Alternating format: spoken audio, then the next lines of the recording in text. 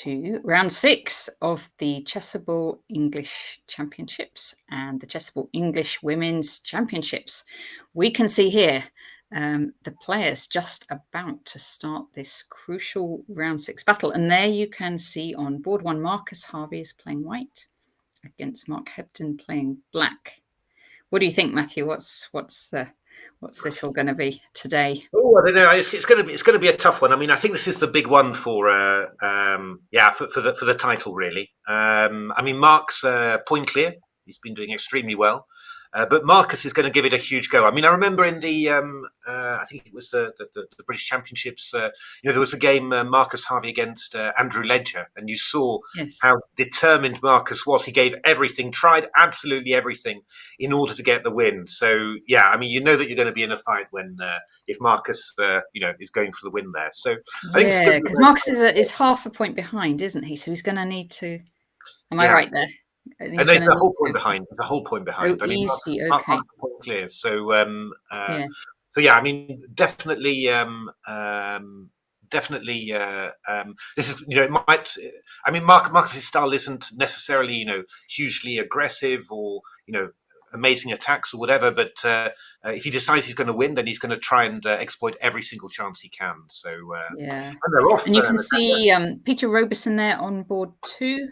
You can see Aga top right of the screen, Aga Mileska, and you can see Eli Gamal, and those two playing on board 1 of the women's, and on board 2, what is it, Lanyao? I should have looked at this in advance. Is that May? It's Lanyao against it's Julio against Lanyao. Julio against Lanyao. Okay, so let's have a look at the games.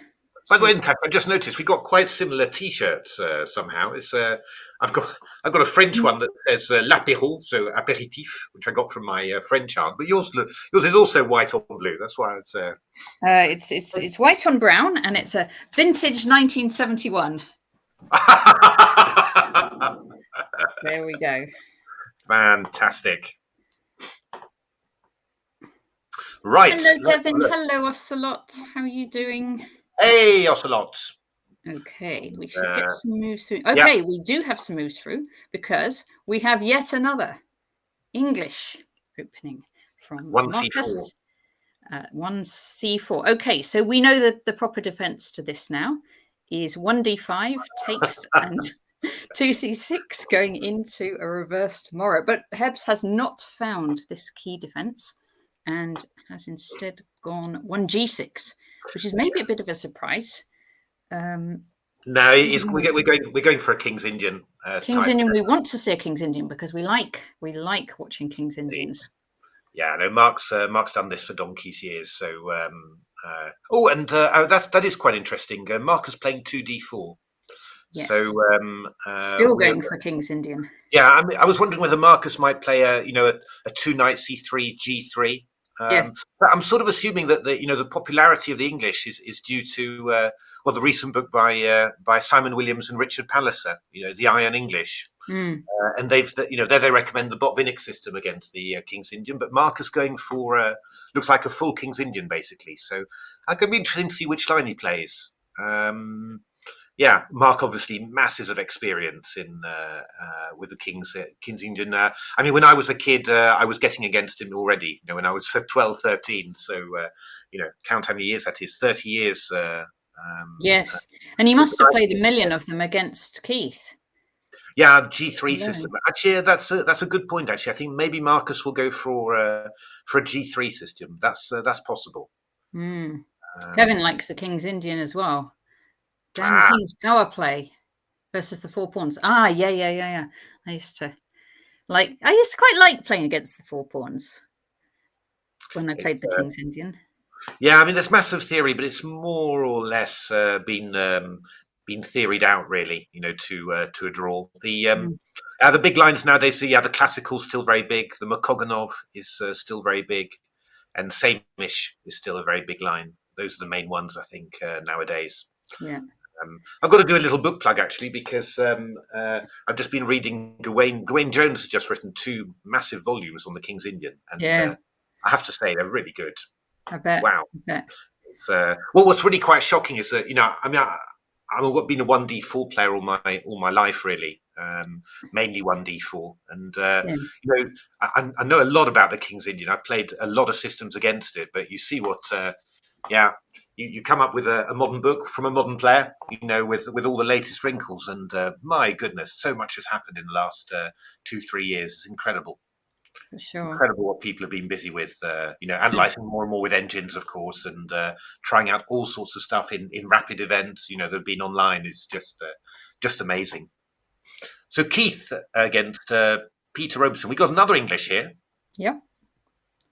but actually we're transposing here into some sort of Caracan now.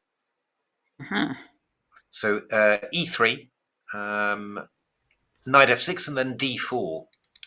So and we've got this. We've got a variation of the Caracan, which I imagine that Keith has probably played as black. It's just transposing because, but I imagine that Keith has played this as black a fair amount because he's always been very keen on these sort of G6 systems against the Panov attack, which we've transposed into. So I would have thought Keith likes the pawn structure of the black side here, doesn't he? Not the white so much. I have to say, I have very rarely seen Keith play an IQP as white, which if you just play the next few moves, because a couple of extra moves have been played. Yeah, I've very rarely seen this as white from Keith. So quite surprising. I don't know whether he's got something special or whether he knows it from the black side. I mean, he kind of understands the positions very well, so maybe he just feels like he can play it for either side, really. Yeah, but it is quite different playing stuff from playing against stuff or playing for stuff. It's Sure.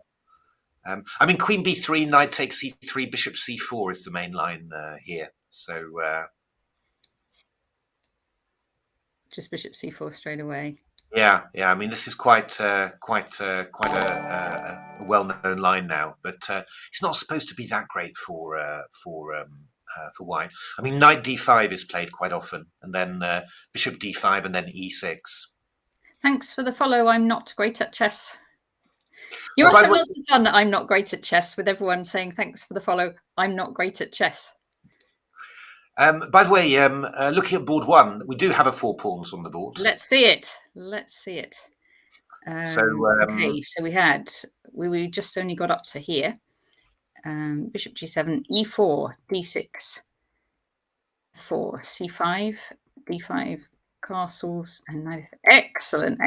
Nice to see. Yeah, we've got a few more moves. E6 and then Bishop E2 has been played. So I mean, E takes D5, C takes D5, and we're going to see what Mark's got prepared there. I mean, the big question is a memory one, of course. Do you remember? I mean, there are many sharp lines. I mean, after E takes D5, C takes D5, black can go Rook E8, black can go B5 as well, G4, and I mean, I don't know. Yeah, I mean, so Hobbes was not expecting 2D4. We kind of felt, didn't we? I'm not sure. Yeah, I would have thought that. Yeah. I mean, I'm sure. Has Marcus played this before? I'm sure Marcus has played the 4 pawns before. That does vaguely ring a bell. Shall we have a quick look? See whether that's maybe quite interesting to find out. That does sort of stick in my mind that he has done it before, but he has also played quiet systems. So prepare against white.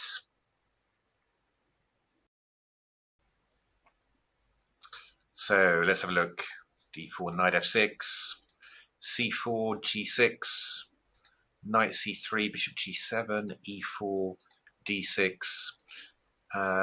We do have F4, a 2021 game with F4 against Kozel, very strong Croatian. I hope I'm saying that right, GM. Oh, and he also played Bishop E2 as well. Oh, actually, this was played on the 25th of May, 2021, in the World Europe Hybrid Cup, and we played A Bishop E2 as well. So, I remember this game actually. It was a very attacking game. He threw all his kingside pawns forward. I remember seeing this one. I was pretty impressed. So. So Mark could know that Marcus plays it, but there's probably quite a few. There was probably quite a few other things that Marcus plays as well. So and people were saying to me, like when you play Hebs, then play something attacking. So maybe Yeah, Marcus was going off that theory, and this was the kind of most attacking opening in his repertoire. yeah. I mean, I have actually thought about playing this against Mark in the past. So, so I can, yeah. I mean, I can understand that this would be an interesting choice. But now, after E takes D5, C takes D5. Mark's played Knight BD7. That's not the most all-out attacking line. So, yeah. So C takes D5. So Bishop G4 was what Kossel played. Rook E8, B5, all possibilities, probably a bit more aggressive. And Knight BD7 is a sort of a halfway house, really, but reasonable as well. So yeah, so I mean, we're going to see. Yeah, we're going to see what Marcus has got prepared against that. Yeah, But Marcus has castled. yeah, that's definitely Normal the stuff. normal move there. So I mean, there's masses of theory on this. I mean, Yeah. really, loads and loads and loads. And but actually, this has got pretty good results for White. This line. One of the recent games is Jabava against David Howell, which was Okay. played in the Titled Tuesday Blitz. Yeah. And yeah, well, we're going to see. It's pretty sharp. I mean, I do have to say that in principle, this line is supposed to be Mark's played quite quickly. Rook E8 there. It is supposed to be pretty good, pretty okay for black. But the lines are not so intuitive, I have to say. So what do you do? Like, just I would imagine you do things like A6, B5. Well, I mean, after Knight D2, the main line is C4. So Rook E8, White goes Knight D2 in this position, then Black goes C4. This is the C4. main line. But Marcus has played Queen C2, which is Can't you another just very take? Oh, you, what happens if you take on C4? yeah. Well, with a bishop, you go B5. Yeah. I mean, Okay. there's huge amounts of Facts theory. on it. Yeah, yeah. You can't imagine. I mean, but Marcus has played Queen C2, which is Yeah. another possibility. So yeah, we're going to see. We're going to see again. I mean, it really does depend here how much Mark remembers of his theory. Because Mm. to be honest, I do think that these lines, in principle, are fine for black. But it does help a lot if you can remember them. So going to be Yes. quite interesting there to see what happens. But Okay. I'll keep a little check on the theory, and we'll work out when the players leave it. A6 has been played here quite a lot. Queen E7 as well. So we'll see how that goes. Okay. We're going to have a look at board 3. Jacob Boswell against Jonah Willow. Yeah, Jacob did really well. He beat Oscar in the last round, so he's now on 3.5. He's had a really amazing tournament. He's like, didn't he? He drew with three different titled players.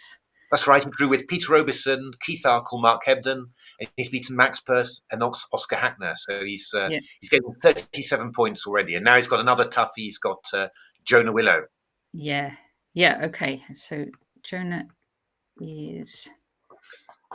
Yeah, no, I've played these systems quite a bit as White, or I played them, before the lockdown. Those were my, I mean, they're really very, very interesting systems. You just delay D4, and you get all sorts of extra ideas with G4 later. So, Bishop B2, Queen C2, possible G4s, very dangerous. So, going to be interesting to see what happens here. Okay. So I expect Bishop B2 now from White, and then Black's got to decide what plan you're going to do. Are you going to go C5, or are you going to go something with B6, Bishop B7? Lots of possibilities. Nakamura online blitz lines, says Knight's Tour. Yeah, I actually watched some Nakamura, but I couldn't remember. Yes, yes, nice. Yeah. I mean, Jacob could finish at both bishops, couldn't he? In this still, He or could do. just mount to Probably, E2. probably unlikely. I think probably. Most likely to play. Since you played E3, it's most normal to play, Bishop E2 after. I mean, we could play Bishop B2, for example, and then you can get C5, and then maybe C takes D5, and then Black's got to decide: am I going to go for a sort of IQP with ED, or am I going to go Knight takes D5? Yeah, lots of stuff happening. Lots of stuff. Okay, we have another interesting one: Shreyas Royal against James Jackson. Ooh, unusual line here. Okay, so d4, d5, c4, e6, knight f3, and a6. Yeah, I guess the old Janowski Queen's Gambit Decline, which has got really popular recently. It's played by David Janowski in the 1900s, funnily enough, and yeah, people have just sort of realised it's actually a very decent move. Now, what's actually happened here is that Shreyas, this is presumably James's attempt just to to annoy Shreyas a little bit, because Shreyas has tried to play his Catalan with mm, g3. So he's played g3, and then yep. now d takes c4. So early d takes c4, bishop g2, knight c6, and somehow James, I think, is trying to get some sort of profit from not having played knight f6 too early. So that might give you the opportunity, I don't know, to play a bishop b4 check and knight e7 maybe. You know, there's maybe some Yeah.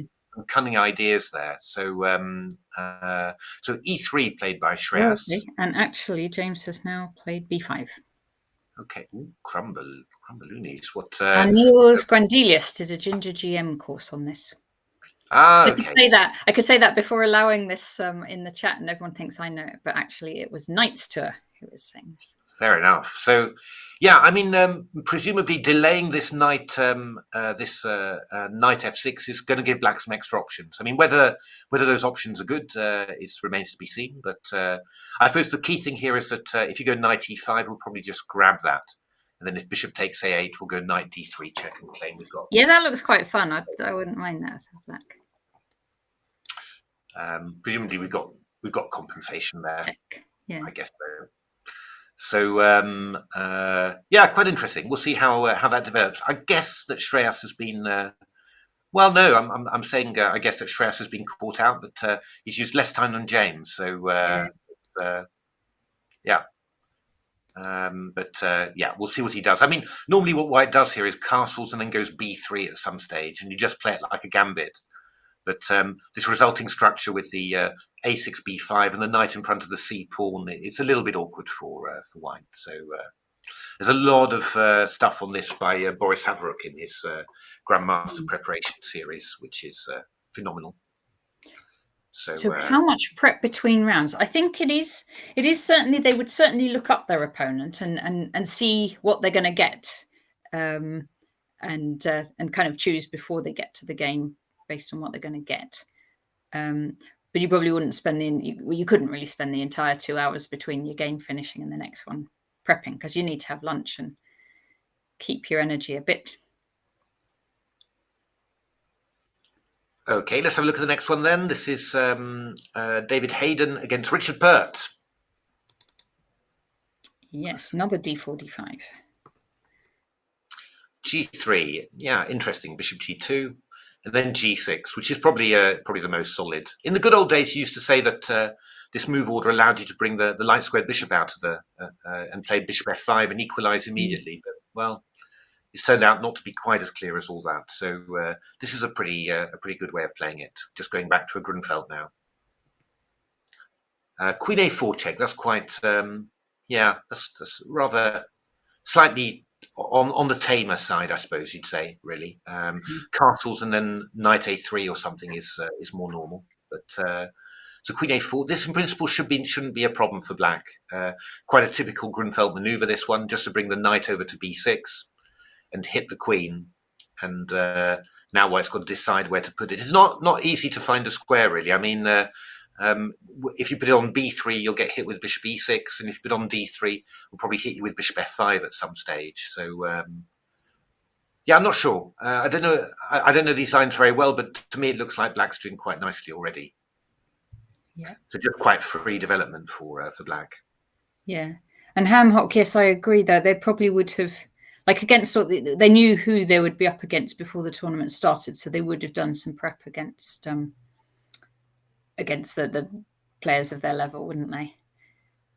Yeah, I mean, I think you probably would have checked a few of the players there. So this is quite interesting. Sort of Peter using Matthew's weapons against him, really, because Matthew's a big Reti player, and Peter doing that against him. Bishop f5, c4.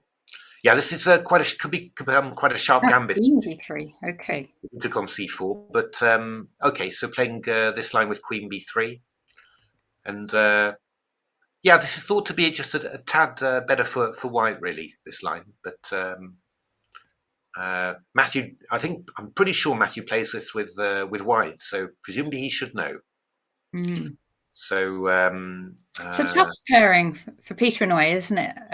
To get Matthew Wadsworth, because he's had a difficult tournament till now from playing like lots of strong junior players like Shreyas yesterday and Max Pert as well, and so Matthew's a pretty tricky opponent too. Yeah, he got the down float in actual fact. So that's the down float was Matthew Wadsworth, because Matthew's lost two on the bounce. I think he lost to James Jackson and then Keith as well. So yeah, Matthew's only got 2.5 at the moment. So it's quite a tough pairing for Matthew as well, of course. Was that the one with 2 knights against a pawn? No, that was the one with. Well, no, that's what Keith was saying might have come up later, but right. But okay. I think Matthew lost on time somewhere. So but you in a worse ending, a worse or losing ending. I'm not quite sure, but yeah. So I mean, Peter, the natural move to play here would be bishop e3. In actual fact, hitting the pawn on a6, on a7 rather, and then you're going to try and play knight c3 to a4 and grab some dark squares. Yeah, I mean, it's one of those lines, where if I had to play it as black, I'd be thinking, oh God, this is really dull. But if I play it as white, I'm thinking, oh God, this is also dull from the white side. So yeah, not my favourite way of playing this, I have to say. But I wonder if they would both be quite happy with the draw, because like if Matthew's lost 2 on the bounce and Peter's sort of getting back into his tournament as well, they could just have yeah, I don't know. I mean, I think if you're looking for a prize, then wins are of the essence. And I mean, Peter's a very good white player, right? So I mean, I'm sure he's going to try and make something of it. But whoa, c takes d5. That is a surprising move.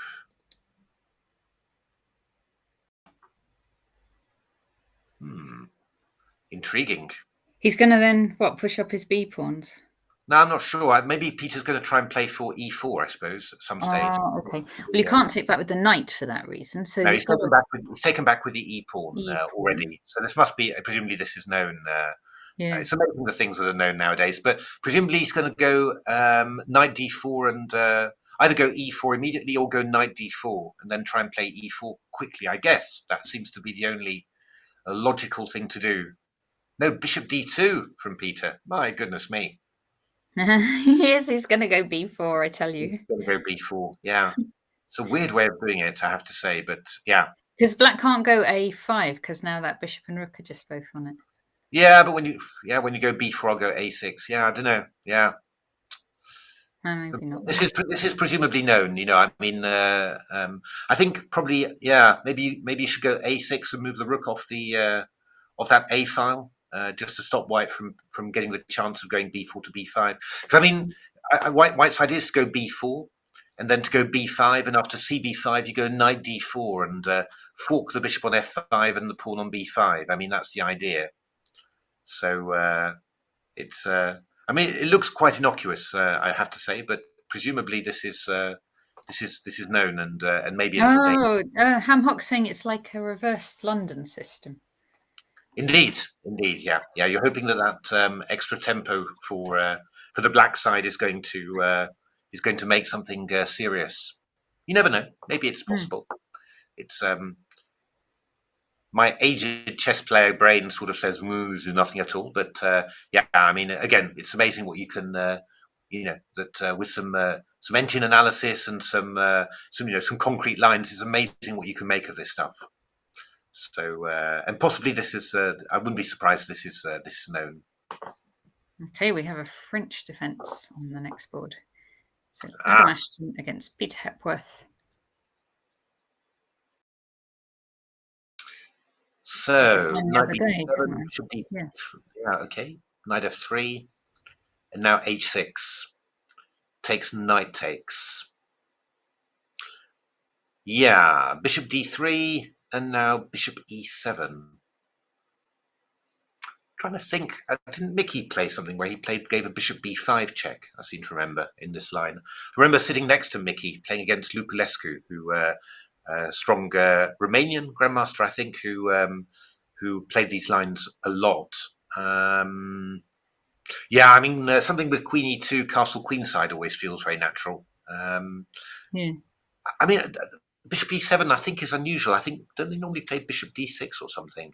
Again, John Spielman's played these lines an awful lot with black as well. So I'm struggling to remember the exact move orders here. But yeah, I mean, something with queen e2 castles feels very natural to me, or queen d2 castles probably. So we'll see. Normally, white manages to get some sort of attack.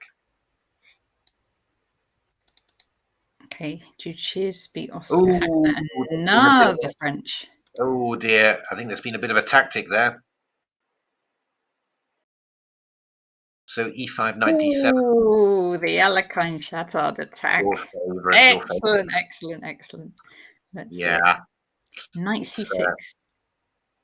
I don't know that one so much. That's a slightly strange move. H6 is just supposed to be quite decent for black nowadays. You just sort of claim that including H6 and H4 is to black's advantage rather than white's. Knight C6 is known. Knight H3 is a little bit strange, maybe. Although, yeah, it does get done quite often. I mean, you bring the knight round to F4, which is a little bit, after black's next move, it's a little bit awkward, H6. So bishop E3 was played, which is a very... just swap the bishops, should you? Well, yeah, the point is after bishop e7, queen e7, I'm hitting h4, and also I think I'm threatening queen b4. It's due to this rather odd move, knight h3. So you might have some problems with your d4 pawn. I mean, probably should just play, I guess probably bishop e7, queen, queen d2, you know, and I mean, after all, you've played h4 to sacrifice the h pawn, so you shouldn't be too worried about it. But just play queen d2 and then get ready to castle queenside, sack the h pawn.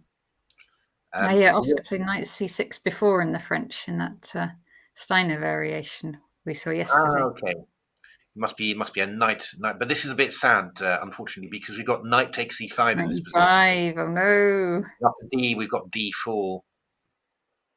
Yes. So this is going to be a little. Has recaptured. Yeah, now d4. This is going to be a little bit irritating. That's only. What are we? White's just losing the bishop pair. Is that? Yeah, well, it's maybe could be quite interesting actually, because after d4 now. Yeah. We might go queen g4. We could be exciting. Yes. So what's happening here, Natasha? Here, the bishop and knight are forked, so I think black will take the bishop of those. Yeah, okay, so d takes d3. And then we can't go queen takes g7 because of queen d2 checkmate. That would be bad. We better recapture this thing first. No. We go rook d1. We go rook d1. Okay. Rook d1. Exactly at this moment. Exactly at this moment. Quite interesting. I mean, if I go e takes f. Yes, the knight's defending it. Yeah, so knight takes f2. And then you've got to go bishop d7. That's what you've got to do. Because if, knight e5, you just take with check, so that's fine. Check. You have to go there. So now queen g7. Rook f8. And knight e4, maybe. Who knows? Something like that. I don't know. I'm a bit worried, actually. So maybe this is all fine. This is maybe he knows what he's doing. Yeah, I mean, actually, this is maybe quite good for white. This looks incredibly good for white. Maybe it's all deliberate. Maybe it's all deliberate. Yeah, I thought it was you'd fallen into something here, but actually maybe queen g4 is just really good. Unless there is something amazing for black, but I'm not sure. So queen g. Sorry, he's played so far this up to there. Yeah, yeah. But queen g4. Yeah, I mean, what else could you do? Looks like a natural thing to do, doesn't it? I mean, you're just running to castle queenside, and then there's no pin anymore. Yeah. So I can't really think after queen g4. I think you've got to take on e3, but then rook d1, and it's just looking really strong for white. It was a trick. Maybe it was a trick. Maybe it was a trap. Yep. That's possible too. I mean, maybe knight ce4 is even stronger actually, just in the end variation. After that. Yeah, so d takes e3, rook d1. I mean, maybe even not taking on f2 is better. But okay, if we say e takes f2, that is the most natural move.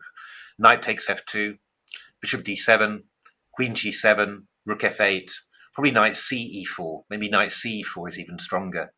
Because I just we don't know. We don't know if it's theory. No, I can check if you like.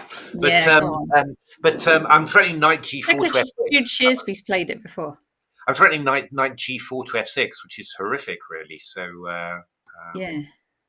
let's have a look. Let's have a quick look at that one. So I certainly don't know it, and it's never entered my consciousness before. But because if Oscar does this knight c6 quite regularly, it is possible that Jude was kind of expecting this. Yeah, let's have a look. I'm not sure whether knight c6 has been played quite a bit, I think. But knight h3 has been played, quite unusual. H6, quite unusual again. Bishop e7 has been the normal move, but no big. We've got a game. Bishop e3, knight takes e5, takes d4. Whose game is it? Yeah, this is not strong players. Sidoris against Kornionis Stavros, I think. Stavroulakis. But let's have a look. D takes e3, rook d1 played, bishop d7, queen g7, rook f8. Yeah, this has been played before. But here white played bishop d3, but I think that something like knight e4 is much stronger. Yeah. But I think black played definitely better by not taking the pawn on f2. So, but I mean, it's a very sharp line. But I would have thought that white's doing quite nicely. At the very least, you sort of say, "Great, bring it on." Very interesting this. Okay. Let's see. Shabir Okai against Patrick Duncan. Oh, this is a short defense. Oh no, it's not even. Knight d2. He goes c5. A related idea, but yeah, this is quite an interesting idea from white. I mean, white wants to play the knight to b3 and stop black from breaking with c6 to c5. So and it's like a short system in the against the Caro there. Ef, knight h4, bishop g6. Okay, quite interesting. I mean, I guess white will play c4 at some stage, just try and break things open a little bit. Yeah, quite interesting. White's a little bit better in this position. Just the structure's just a little bit loose there for black. But you never know. I mean, it can also if white doesn't manage to do anything, then black just has a nice centre and plays e5 and castles queenside and gets some sort of attack. So yeah. Loz has commented that this particular line with knight d2 has caused John Spillman a lot of problems in the film sale this year. Yeah, knight e2 is it's a decent line. Not much, not amazing amounts of theory, but quite interesting. Okay. What have we got here? We've got this looks like a modern Benoni. That's it. So yeah, a good old modern Benoni, and white plays this bishop f4 line, a6, a4, bishop g7, and e3, h3, and e3. Yeah, this is quite a solid line for white. Not the most critical, but yeah, decent. Just what can be wrong after all with putting a bishop on f4, attacking the pawn on d6. Yeah. So knight d7 castles. And now e4 from white. It often happens, you play e3, you just get past the opening phases, and then you play e4. Bishop e5, that's quite interesting. I'm a bit worried about that one, to be honest, because in principle, it's a nice idea to free the d6 square for the knight after bishop e5 de, but we can play bishop e5 de and a5, and then that pawn on c5 is rather alone and loose. So I'd be a tiny bit worried about that one. Because if you get in knight a4, then you can go knight d6. I mean, knight a4, you've got queen a5 at the moment, so you've got to prepare it. But yeah, I'm not sure. Maybe bishop e2, just stop knight c4, and then look for something with knight a4 at the end. Not sure. I mean, white's played queen d2, which is also quite sensible. Just probably preparing stuff. No need to maybe to give black the square straight away, just keep balance. Okay. But quite Okay, decent. we have Jacob Watson, Ian Thompson, another French defence. It's all the rage now. I said that there wasn't any. Yeah, indeed. So this is an exchange. Oh, pardon me. C4. Yeah, this is Normans Mises, a Latvian player, plays this quite a lot. This is quite an unusual little system. So it's not very good, but somehow he scores quite well from ropey positions. I played Normans in the Tromsø Olympiad in 2014. Yes, I I remember. prepared this line in enormous depth, but then he just played something like 1b3 or something and didn't go into it.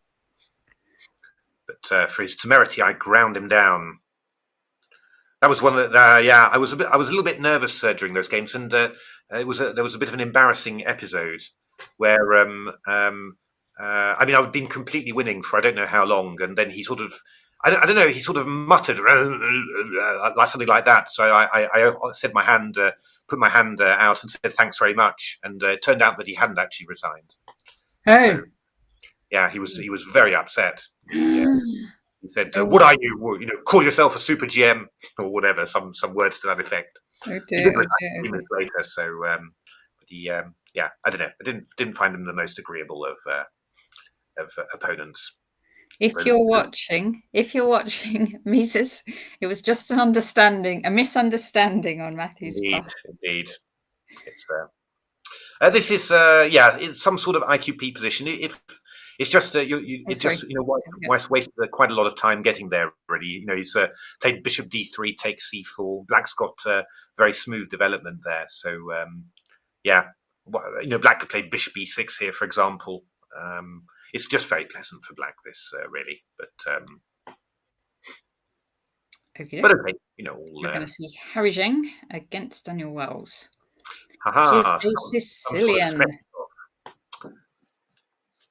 Actually, Yevgeny Sveshnikov, I think I'm right in saying he died recently. So the one of the co-inventors of the Sveshnikov system. Somehow he was yeah, I mean, he did enormous amounts of work to popularize it, but he was a little bit lucky, really, because one of the stem games for the Sveshnikov system is the game Sveshnikov White against Timoshenko as Black. Gennady Timoshenko was grandmasters from the same region. And Timoshenko won with Black, but somehow the system got known as the Sveshnikov. So and Timoshenko sort of didn't really get the credit that maybe he should have been due. So it's Timoshenko wrote a book about the the Sveshnikov variation, and Sveshnikov is a nice name, though, isn't it? It's a very nice name. More exotic. Yeah. It's but that, I don't know. That the book of Timoshenko's it's a very good book, quite detailed. But you did see in a few of the comments, I had the feeling that he was still smarting just a little bit. The full credit for the opening. It's came up with many good ideas in it. So, but I mean, it's amazing, right? I mean, like when they came up with it, everyone thought it was a total rubbish system. You can't take it seriously, and now it's basically the main, one of the main lines against the Sicilian. Basically, it just equalizes for Black. So yeah, I mean, this position you've got. Oh, okay. You've got a. Oh, there we go. You've got a weak d5 square, but Black just claims that it doesn't really make much. It's not really that crucial. And of course, we've seen quite similar stuff in the Najdorf as well. And basically, Black just seems to be able to deal with it. But the positions are quite difficult. I mean, you can see the elite players play it, and you sort of think, oh, it just looks even. But then you play it with Black, and it doesn't quite feel as comfortable. I have to say I found them these positions difficult to handle with both White and Black. One of those types of openings, really. So it's all right. What have we got? This is David Ireland against Gautam Kumar. So very classical. Queen's Gambit declined. You saw these a lot in the beginning of the 1900s. This was how they used to play it. So in principle, this was thought to be, quite a clear advantage for white, really. Nowadays, we basically know that nothing's a clear advantage for white, really. But in principle, this is quite a nice version of a Queen's Gambit declined. Normally black would try and exchange off a pair of minor pieces. So take on d5 with a knight, swap off the dark square bishops, and then swap off a pair of knights to equalize. With more pieces on, this is probably going to be a bit nicer for white. Chances to set up the Pilbury structure, Pilbury attack, knight e5, and then f4. Quite nice, in principle, quite nice for white. But black not too bad either. Black's got to work out what the plan is. I mean, knight e4 is quite a normal plan in these positions. You've got to be a little bit careful there because the white's just played the rook to c1, so you've got to watch out that you don't end up losing your c7 pawn, which is definitely a possibility. He's not going to lose the c7 pawn because he's pushed it to c5. Right, yeah. And now we've got to see how white wants to play it. Knight e5 is one possibility. That's always the move that I was trying to play, and then try and follow up with f4. Can we somehow win a pawn? We can't, I'm sure. No, I mean, knight takes e5 is interesting. Yeah, I mean, we take on e5, and then black's got to decide where he's going to go. That one's hanging. This one. So, what have we got? Takes on e7, f4 is possible, which is quite. These are always quite interesting. And the question is whether black can play f6 here. You've always got to time your attack right. But this one probably is not too bad there. It's just that d5 is a little bit weak. So you've got moves. You can move the bishop back and then attack that pawn on d5, which could be annoying. Do some bishop h7 checks. It's a bit maybe not bishop h7, but I know you can move the bishop back to b1, for example, and then you're attacking d5, which is slightly awkward. Or even play bishop f5, for example. That's also another idea. And you're just threatening d5 again. You've got to have got to calculate this properly. The other move that you can play, you've got to calculate after playing something like knight e5 is takes, and then knight e4. That's another one that's quite common. So takes, and knight e4. This is often cropping up. Then you've got to watch out. Yeah, there's sort of vague possibilities. I mean, you could take on e4, take on e7, and go queen d6. These are ideas sometimes, or but I have to say this doesn't look too impressive for now. So probably knight e5 is a bit premature. I mean, apart from knight e5, bishop f5 is one idea. This is quite a common little idea to just to put some annoying pressure on the black position. Bishop b1 is another idea, just getting the bishop out of the way and ready for possible future attacks. Yeah. Thanks for the follow, Gold Gopher. Bishop b1. That's another idea. Or another idea, more quieter then, it would be to play queen e2 with white. And then you're just threatening to go bishop a6. And swap off the light square bishops and weaken that d pawn. That's also possible as well. And black might play a6, for example, and but then knight e5 maybe is just a little bit better there because you've got some protection. Go rook fd1. One of the funny things about it actually is that if you go rook fd1 in this position instead of knight e5, yeah. They always used to say, that playing c4 was a huge positional mistake. I remember. Releasing the tension in the center, blah blah blah. But nowadays, the engines are just doing it with complete in a very relaxed fashion. And it's not the critical mistake that it was thought to be before. Actually expanding on the queen side like that very aggressively is actually quite good. I was quite surprised actually because. One of the model games for my openings when I was about 13, 14, it was a game between Botvinnik and Larsen. And it was in Ray Keane's Attacking Repertoire for White, which I've mentioned many times. It was an excellent book. But, this was given as a model game. Black, just releasing the central tension too early, and Yes. and getting white piling through the centre. But apparently it was just it was fine. Black was doing perfectly fine. The concept was actually quite decent. Only it was just went wrong later. But a lot of these things are thought to be that were really dismissed are possible nowadays. People are a lot more flexible about that. But it must be said, I think you do also have to say that when you do play a move like c4, it's a hugely committal decision, and if you don't get enough counterplay on the queen side with b5, b4, then you've just given white a free hand in the center for nothing. So I think the warnings are kind of justified as well, but it's just that the actual assessment is probably quite unclear. But it's hard, I mean, a lot of these things I've grown up knowing them, and that was, part of the orthodoxy, and that was the knowledge that you had, and you based the rest of your stuff around it. And so it makes you crazy if you look at opening theory nowadays. I mean, I have the same feeling reading Gawain's book on the King's Indian, that a lot of the stuff that I knew and that that was clear, that was my grandmaster knowledge. It's just very dubious, really. Is that really true? Well, it's really subtle whether this was really better or not. I mean, yeah. It's like it's a concept, isn't it? It's fair enough that it does close the center and give you a free hand, but there's sort of pluses and minuses, and you have to work out depending on that actual position. Yeah. The world's got to become a very complicated place with all this extra knowledge, well, you notice it as an older player, because younger players, they just sort of say, oh yeah, they pick up the right stuff already, from the start. But your mind's already full with all this, wrong-ish knowledge, really. So it's, I think it's probably still right in the sense of, you understand what's difficult, what's difficult from a practical point of view or not. But it's not. Ooh, this looks okay. Ben Larkin, Keith Parker.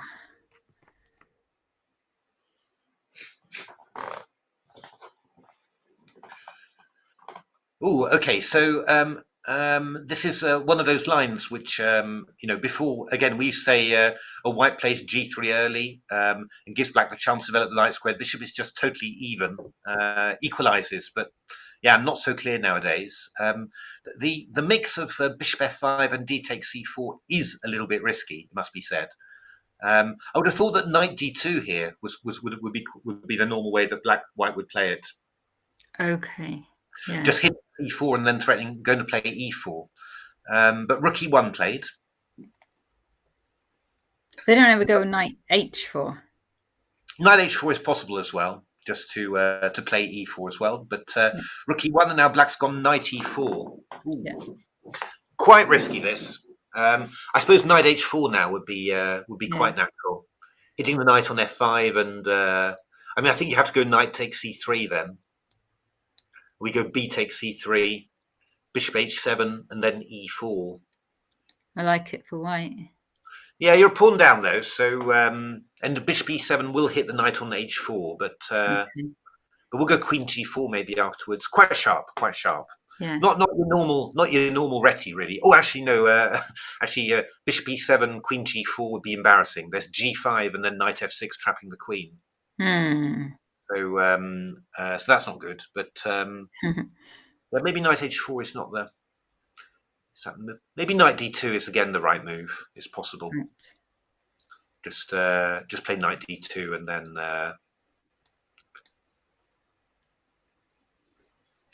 you'll get e4 in with tempo. Maybe it's not so bad for black. This. Yeah. He's played this knight e4. He's played knight e4. Yeah. So. Okay. Yeah. Okay. Yeah, I'm not sure. Knight d2. Oh, we've got a. Next one, Max Pert against Sam Herring.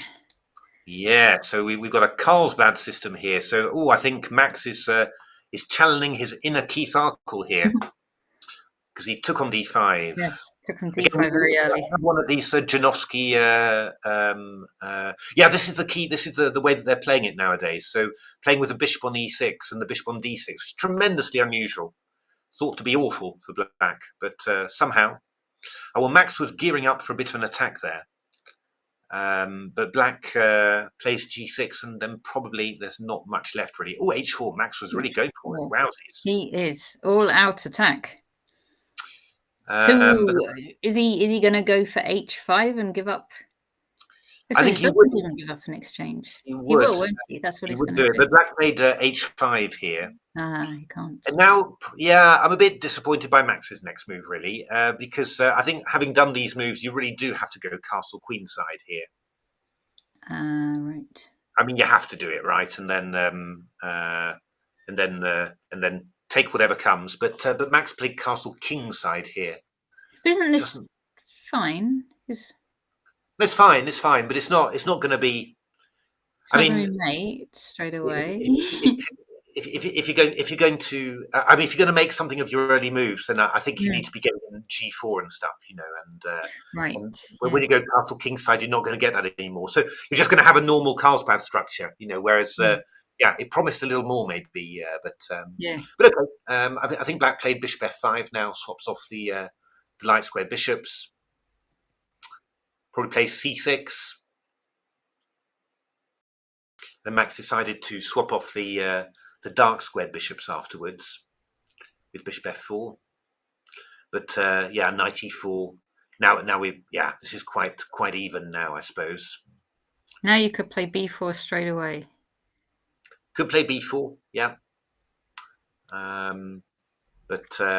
I mean, Black having played h4, Black could also look to be looking to play the knight f6 to g4, which puts quite a bit of pressure against e3 and f2.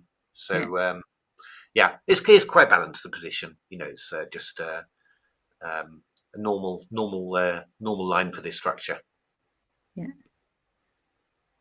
Bishop d6 played. Yeah. Now probably queen takes d6. Yeah, she took that with the knight. Right, that's possible too. Just I quite like the knight on e4, and I quite like the idea of playing, following up with knight f6 to g4. So I think I would have kept the knight on e4, but knight d6 is quite possible. The only thing you could do with white now is go knight f4. That's why I was a little bit. I was thinking I wouldn't mind giving my side a bit more protection. Oh, I see. To try and. Yeah, and you're going to go knight g5 afterwards. And for example, if you went king g7 now, I go knight g5, and I've got a couple of threats here. I've got knight g e6 check, which is rather embarrassing. But I've also got knight takes f7 as well.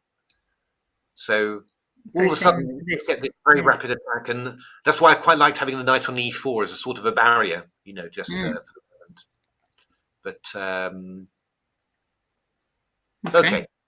We'll see how that develops. Okay, and let's also take a look at women's, if it's working. All right, here we go. It is. Okay. Alla against Aga. Ooh, that is quite a pleasant position for white, really.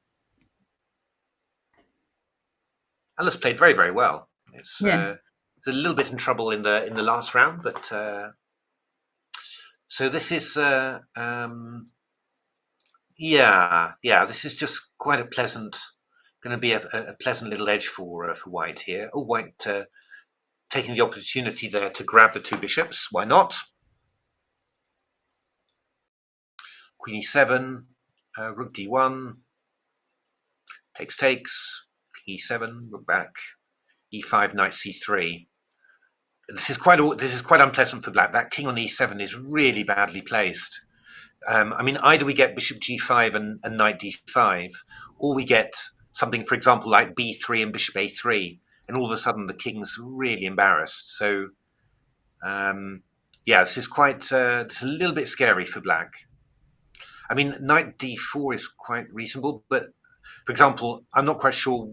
Bishop e3, for example, actually looks very strong for white already. Okay. I'm not quite sure what you're doing actually. Just trying to take. Yeah, and if you go knight c2, I go bishop c5 check. So, which is horrific. You're just going rook c1 next move. So I'm not. I'm not sure. I mean, if you go knight e6, for example, after bishop e3, I'm not quite sure what Black's doing actually. What is Black doing actually? After knight e6, I go knight d5 check, and I think I'm just winning a pawn again.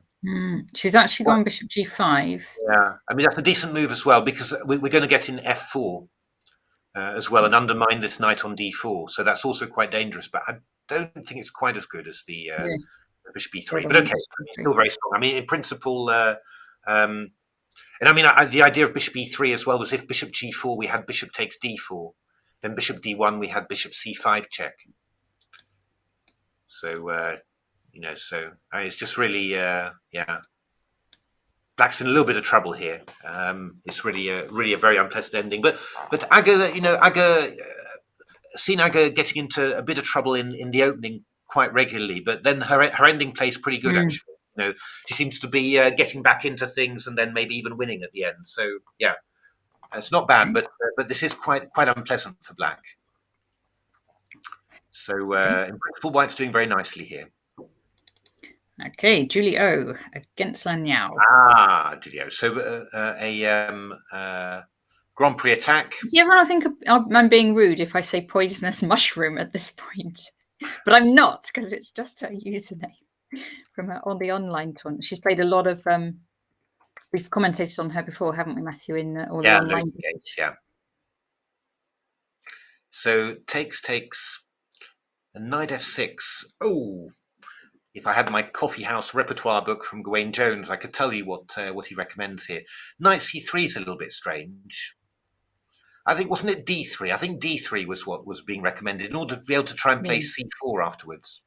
I think that was the idea. d3 looks logical, doesn't it? Yeah, knight c3 is just a little bit going back a little bit early, but okay. Can't d5? No. Oh, really? Okay, yeah. So d3 played. e5 would maybe interesting as well. e5 here. Yeah. Well, no. Instead of d3. No. Yeah, I think Black. after e5 probably will go knight e4, but yeah. But castles e5 might be interesting because the knight gets forced back to e8. That's the point.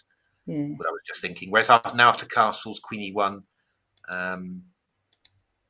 e6, the knight can go to d7 after e5, which is probably a little bit better. But I'm not quite sure what. Maybe Julie's going to go queen h4 and just try and develop the normal Grand Prix attack that way. She probably is, isn't she? Go f5 and bishop. We all know this one. We all know this one. So why not? Yeah, why not? And we'll see what Black comes up with.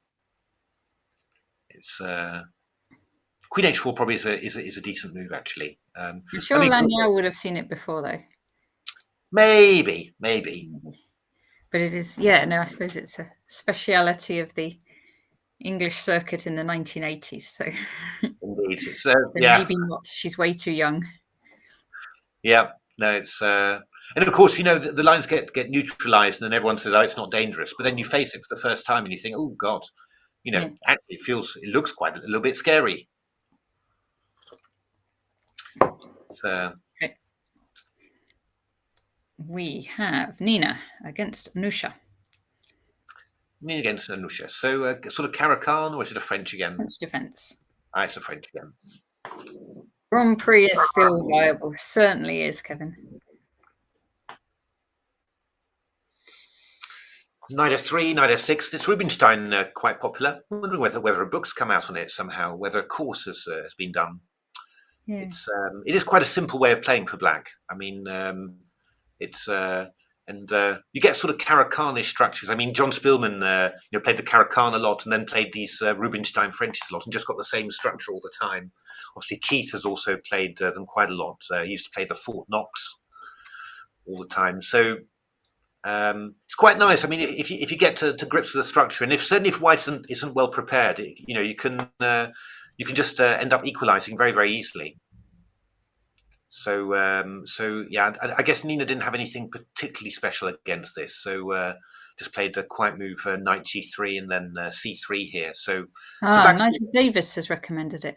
GM Nigel Davis has recommended it in Tiger Chess. Okay. Maybe this is causing some. Maybe a few people have seen this or something, or maybe there's a Chessable course. That's normally the way nowadays that things get popular. But bishop c5. So you just get this again. This is a pawn structure that both John Spielman and Keith Arkle, like an awful lot.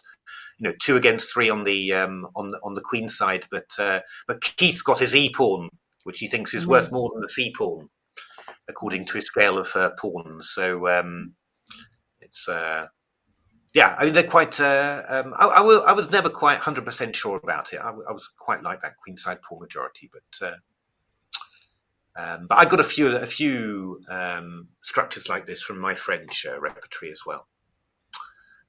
So bishop e2, short castles, queen c7. Sorry, that's Victor Bologan who short castles always in his videos. b6. Yeah, black's fine. Very harmonious development there, really, and no real kingside attacking prospects for white. So yeah, just equal position. Yeah. I mean, she could try h4, h5 sort of thing, couldn't she, Nina? Yeah.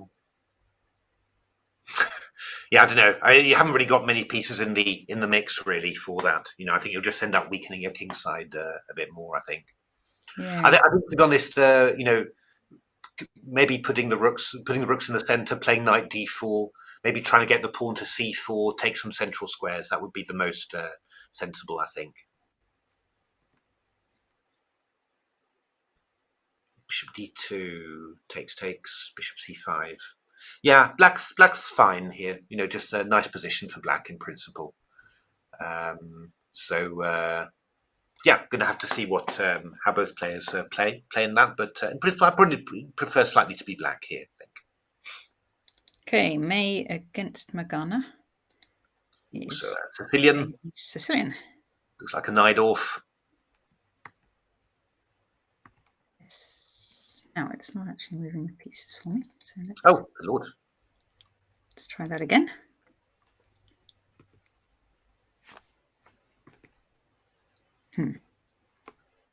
Oh, just goes to the final position then. It was a Najdorf, an F3 Najdorf. It's doing something a bit funny, like it's trying to update all the time. This is a decent Najdorf for black. White's castle kingside rather than queenside, which normally in the F3, in the bishop e3 lines, you castle queenside. So black will get in knight c4, get the 2 bishops. Yeah, in general, quite a nice Sicilian for black there.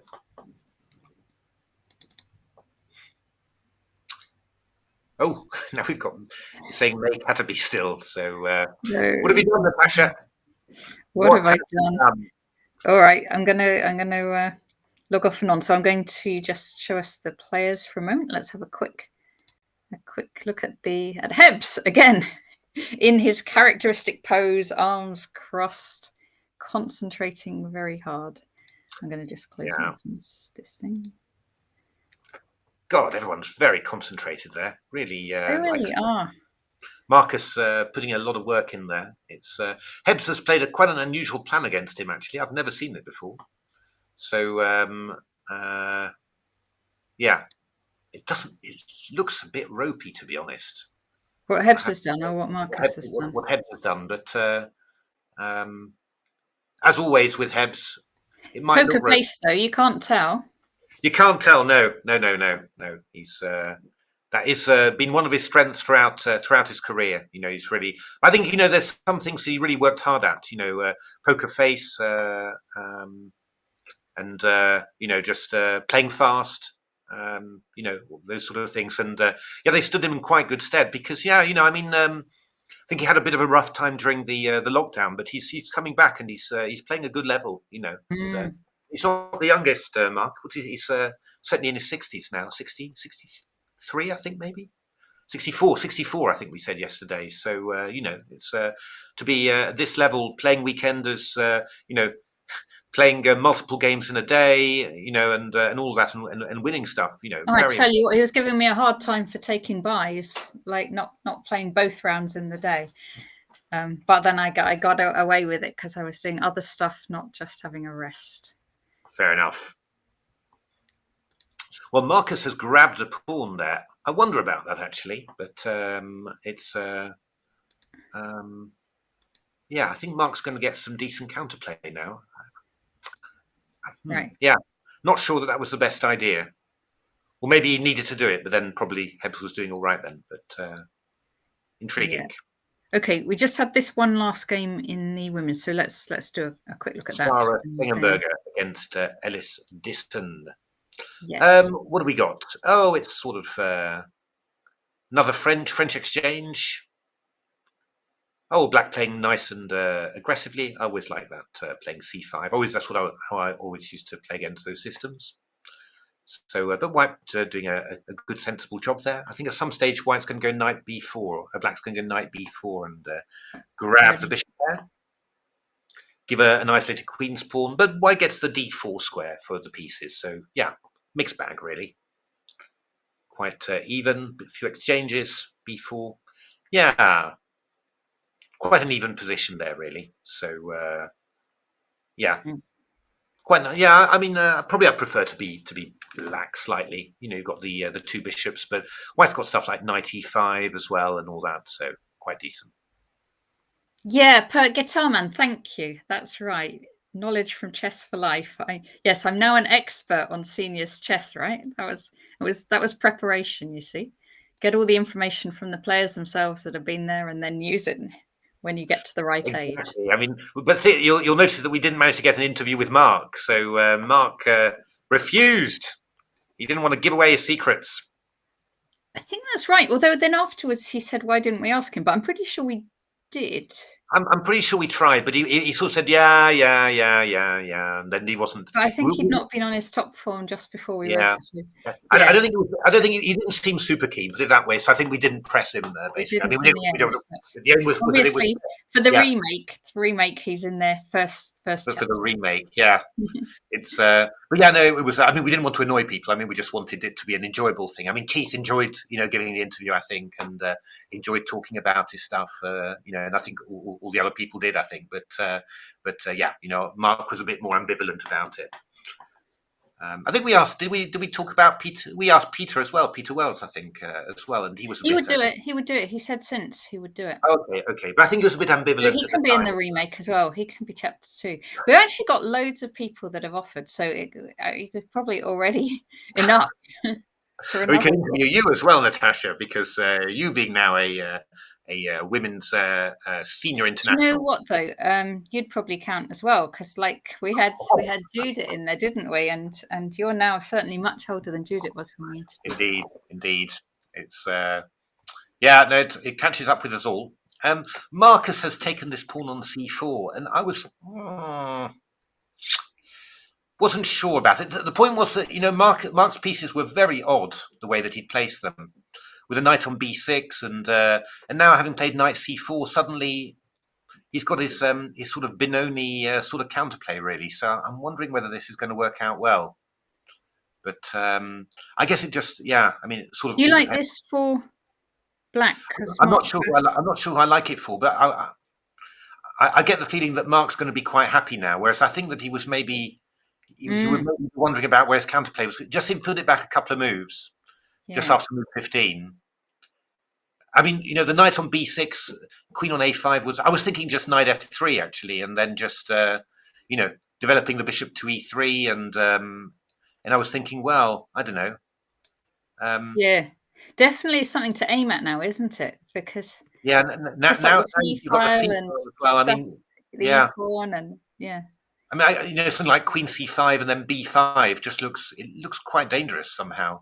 And I'm not sure that I'm not sure whether your counterplay is really going to be there. So I think my guess would be that Mark's doing quite decently here. But obviously, Mark. The engine likes it. That likes it for black. Yeah, engine like Mark's moves. Yeah. I'm not surprised. I mean, I suppose, the only thing, you've got to work out, you've got a lot of tempting possibilities. Queen c5 is the most natural, from my point of view. Attacking the bishop on c4, preparing b5, and sort of eyeing that a7 g1 diagonal.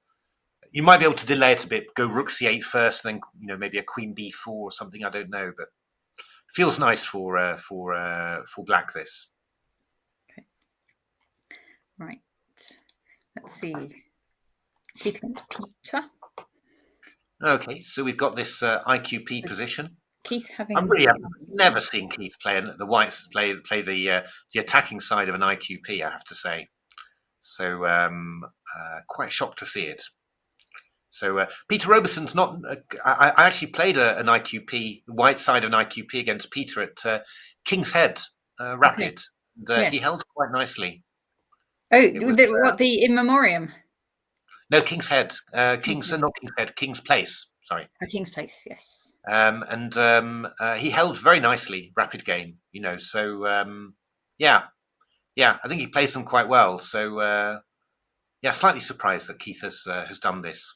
I mean, White's got some sort of initiative here. I mean, yeah, the Black Kings looks a little bit odd with the Rook on H8, and the Queen's going to have to move again, and but it's not huge. And what happened in my game actually was I had a nice initiative, and then Peter just sort of curled up in a ball, and then just gradually uncurled. And I expect pretty much this is what needs to be done here. So yeah. But White is a touch better. I mean, you're probably going to play the bishop to e4 and play rook to c1, and then maybe try and play a knight to c5 and other knight to e5. So you've got quite a few ways to improve your position. But these IQPs, they do have a tendency to sort of run out of steam somehow. So interesting to see how Keith manages to handle this one. Okay, Jacob Jonah. All right. Probably fairly even. I'm just trying to work out who could play for probably Black is the one is going to be playing for an edge, because the White King's a little bit awkward. So Black's got a little bit more time, but you can pin the bishop on d4 and then try and get rid of it maybe. But it doesn't look like much for Black. Yeah, White could play Queen g4 next. Yeah. Yeah, it's not very much. Maybe you'll go Queen f5 with Black and then go Rook fd8. But yeah, it doesn't look like much of an edge, to be honest. Not Queen g4, that's the idea. But yeah, I mean, White goes King g2, Queen e2, Rook d1, Rook c1, and yeah, not going to be easy to make anything of that. So, and of course, Jonah. This is just Jacob's been playing extremely well, obviously, but this is quite kind of a chance for Jonah. Black. He could have been playing one of the an IM or something, but he gets Black like this. So you really want to make something of this to make a huge step forward in the tournament. But yeah, it's going to be tough to make anything of this one. Yeah, Jonah's played Queen f5. Yes. Yeah. So I'm thinking King g2 maybe. Then we'll just have to work out what we're going to do with our rooks. Probably Rook d8, I guess. Rook d8, Rook c8.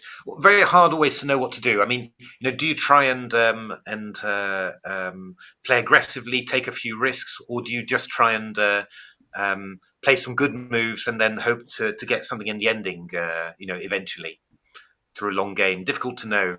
Mickey always goes for the long game. I sometimes tended to just try, think a very long time and then try something a little bit bananas.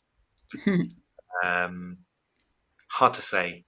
I don't know which is best. It's, a lot of it is your feeling. You just have to gamble on it. Oh my goodness! So Shreyas really did take the. He went for it. My goodness! Oh, he really had now. I said this was very unlikely, but well, James has gone for it, right?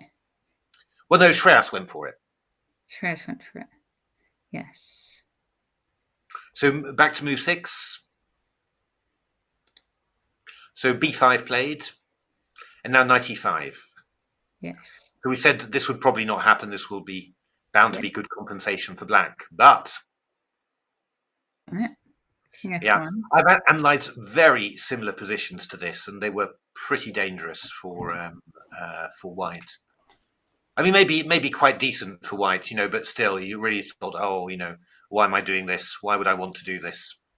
So bishop f3, e5 played by James. Yeah, very typical. Okay, d takes e5. Bishop h3 check thrown in, bishop g2, and now the Oh, yeah, okay. So what do you do?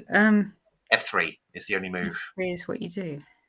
Yeah, but after f3, I guess that James will probably. We've got some choices here. It'll be something to do with knight g4. That's certainly going to be it. But whether you do it immediately, probably not, or whether you take on g2 first and go knight g4, that is the question. So if you did it immediately, yeah, bishop h3, yeah, knight f2, queen e2, I guess, sensible, and then you can just go knight takes h1. So yeah, I mean, knight h3 is also not stupid, it must be said, but probably knight h1. You're threatening knight takes c1 now, so you've got to do something about that. So maybe you go knight c3. yeah. And then probably we go knight hf2, I guess. Bishop g2, I guess. Yeah, and with quite a murky position. Not necessarily. I'm not sure that the black's better here. Maybe white's a lot better. And we're going to play f4 and stuff.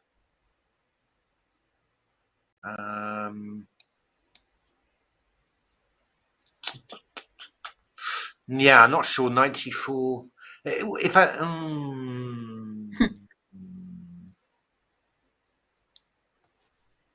yeah, I'm not sure about this.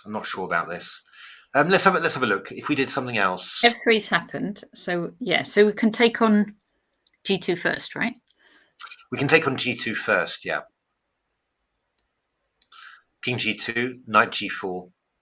We've got the same threats, but we got rid of the light square bishop. So I guess something like rook f1 would be very sensible. And then we've got to decide what we want to do. Yeah, bishop c5 is a possibility, for example. That could be quite irritating. I mean, I'm threatening knight c1 and knight e3, for example. So you've got to do something about that. Yeah. There is counterplay. It's just, I mean, I spend quite a lot of time looking at these lines, and I was just a little bit worried that in the long run my counterplay would end. That you'd get quite worried, but that, yeah. So I'm not sure. But I think this probably feels a bit better to take on g2 and go knight g4 like this. And then I don't know whether queen e3 exchange down, but all these pieces coming in. Yeah, I mean maybe queen e2 is better than rook f1 actually. Come to think of it. So if I go queen e2 and then bishop c5, maybe I go bishop d2.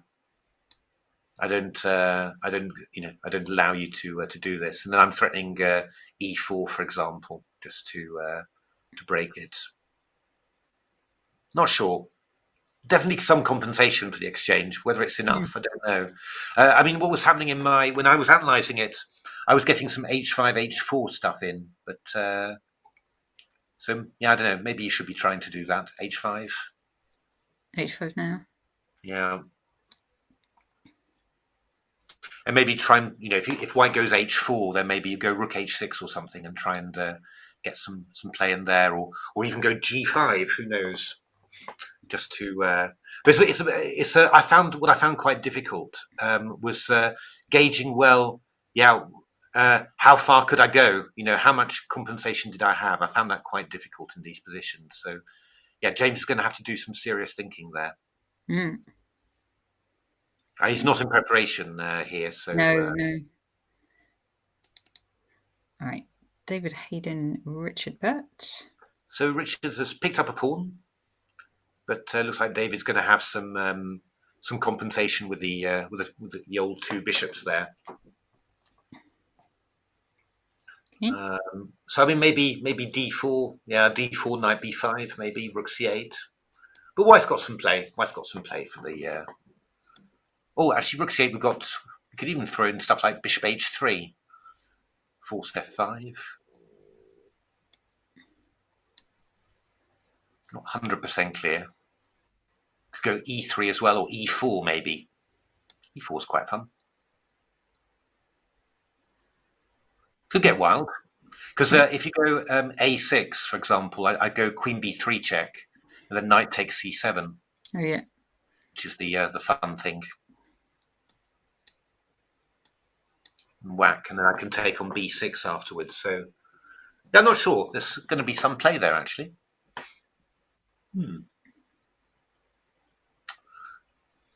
suppose you could take on c3 instead of going d4. Could take on c3 and just say, okay, I'm going to give you the 2 bishops and stick with my pawn. okay. But yeah, a little bit risky. That's maybe not stupid. Well, what I could do, I suppose, maybe that's a little bit cleaner. Would be just to go knight d4 and then go c6 afterwards. That's maybe less zany. Queen d3 most probably, and then c6.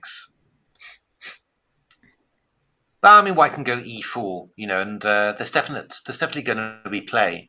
Or maybe you can go knight c4. Could get quite sharp. You're threatening knight b2 there. Could be some stuff. Maybe getting g5 afterwards, and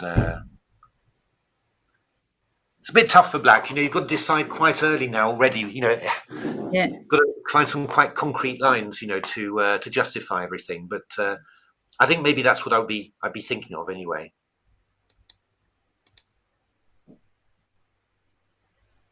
Something like that. yeah.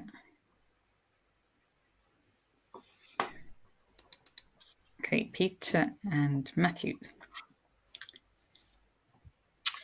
Right. He has gone b4 and knight b3, so he's going to go into well, he was planning, I guess, at one point to go into c5 or a5. Yeah, so got to work out how to develop now for white. So yeah, knight a5 is a possibility. You can defend it with rook b8. Probably actually f4 is some sort of possibility. Just to drive with it. I mean, it looks actually maybe slightly annoying for black. The one, yeah. Oh, he's played it. He's played it. Yeah, not surprising. Now, I would expect black to play maybe g6. I think, just to keep it. To keep that back a little bit, and if you go f5, I take, and then somehow that wall of pawns is broken. I could even go knight g7, to hit f5. That might not be a bad idea, but it's probably nice to break that wall of pawns. I think not to give white too much space. I guess you can defend like that. You could defend it like that, yeah, but maybe you get c5 or something. I don't know. Not sure. It feels like you're wasting quite a bit of time. I could go bishop h3 as well if I'm particularly keen on playing this plan, which might be decent as well. But I mean, I could play h3 before going f5, for example. That's also not stupid. Just to play h3. And that also gives me the possibility later of going bishop e3, for example, or of playing bishop c3 and then knight d2 to f3. It's a very interesting position. I mean, I'm not sure really. That's probably quite a good development option, I think. I'm not really sure. I mean, white might be nicely better. I find it hard to really believe that white should be much better, really. But maybe it is true. The black pieces are slightly awkward. Not 100% clear where black's striking at. And, for example, before black can develop his rook on a8, then he's got to play a6 first of all. So there's, you're going to lose some time as well. So maybe a move like h3 would be quite sensible there. So, yeah, very interesting play. Very interesting game, this one. But I have the feeling it looks like, unless Matthew can find something quite concrete, then I'd say that probably white's doing quite well.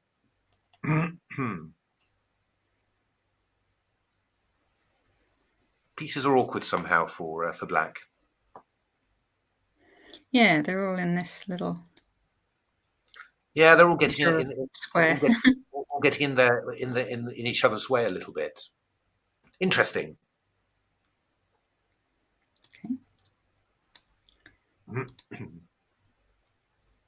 That something would happen on the king side. So Adam was going for it with g4.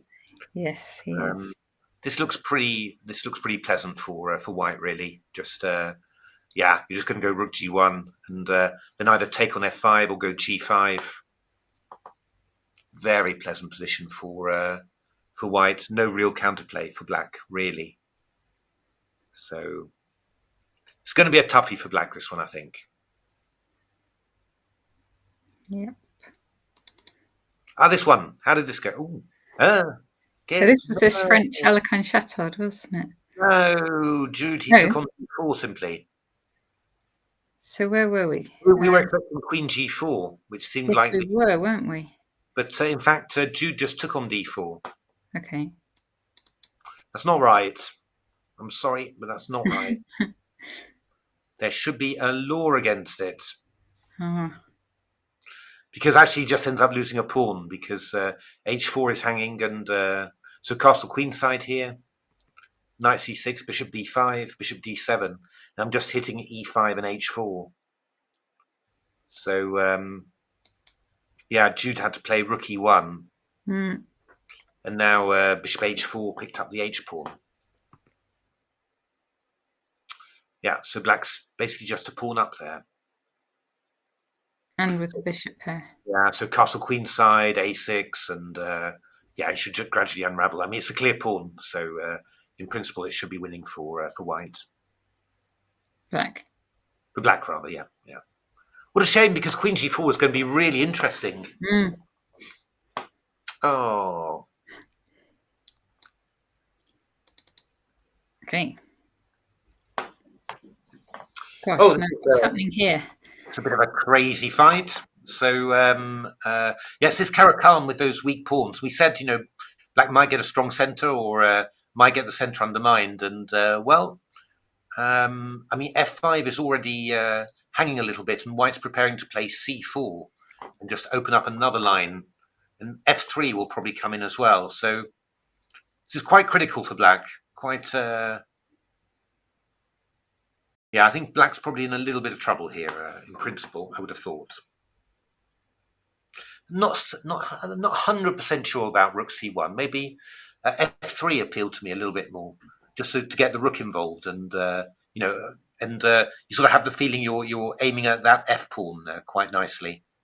Rook c1 threatening c4 feels a bit slow. I would have thought maybe that at some stage we'll just get c4 in for free and not have to prepare it at all. But it's a good. I mean, the idea is very very reasonable, and it's a bit hard for black to get free here, because if you went h6, I'd just take on e7, and then g6 would be hanging. So yeah, it looks very pleasant for white. This, I think black's overextended himself just a little bit. Can he castle long? Well, then I think c4 is happening, and you're still your pieces are still very very blocked up, So yeah, tricky for black, this one. Yeah.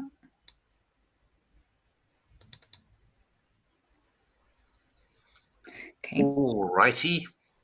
Indy against. So this is quite a typical, pardon me, Benoni position. Well, we've got this. Pardon me. We've got this a4, a5 clamp on the center now. I mean, it feels like... yeah. This was the one where white could have taken on e5 earlier. And I mean, if you go take c5 now, black will take back with the queen. But I think taking on e5, going f4, actually looks quite reasonable. Oh, okay, so it could even take here.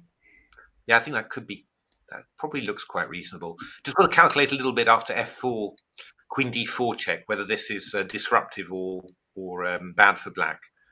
I probably guess bad for black, but I'm not 100% sure. So I go knight a4.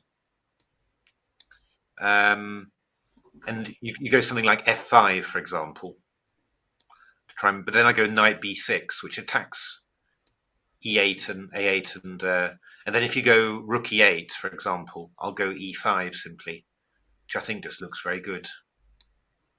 So Probably then, I think if this works, then we can just take on e5, go f4, and it should be a pretty nice position for white. Just as typical sort of Benoni, but where black's got no counterplay. Oh, something else is. Oh no, it's still white's. No White's still move. thinking. Yeah. So I would say taking on e5 would be my my recommendation there. Okay. And Jacob against Ian. Yeah, this is very pleasant IQP position for black. Light square bishops have been exchanged, so the main defender of the squares around the isolated pawn have been exchanged. Black's in contact with the d5 square, so yeah, slight advantage for black basically. Okay. And Harry Daniel. Yeah, very typical Sveshnikov, this one. White's got the d5 square, can't really use it. Pawn on d6 is weak, but again, can't really line up on it enough to really make some too much damage. And yeah, black's very solid. Some queenside space advantage. Black will play f6 probably at some stage. Rook d8, rook c8, play a4. Yeah. Can easily become a bit of a stalemate, this one, where... or a standoff rather, where it's not really there's not really much that either side can do.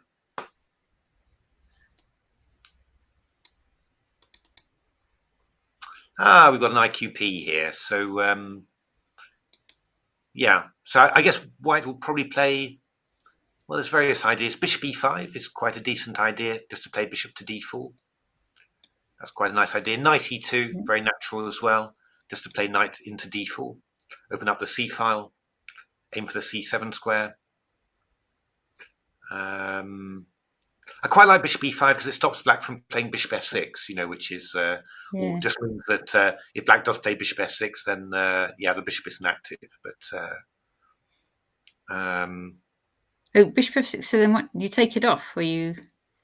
Probably take it off, I guess. I mean, bishop d4 is also possible. Yeah, that's also quite solid.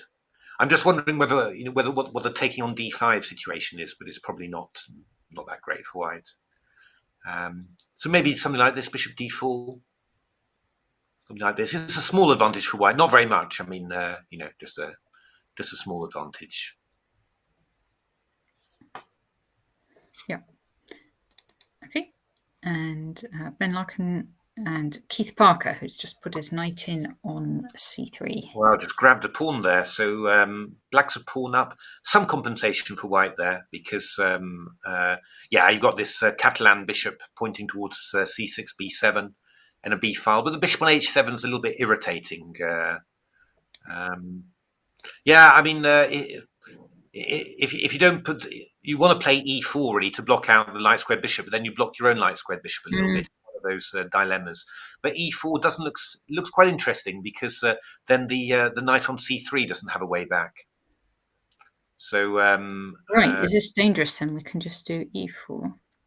Yeah, it's a little bit dangerous. I mean, if you go and play a move like knight a4, for example, that's a possible idea. Rook a4, there's b5. And if you go knight b6, then I can take on a4, knight a8, and go king d7, which traps the knight. Clever. So that's possible. I mean, you would have d5, in all fairness, in that position. Which you have to think about. Because after rook a8, I go dc. And after king c6, I've got e5 check. Yeah, so you have to go here, I suppose. Yeah. But that's not nice, because then there's bishop. Well, yeah, the question is, I'm not quite sure how dangerous that is. Bishop d6.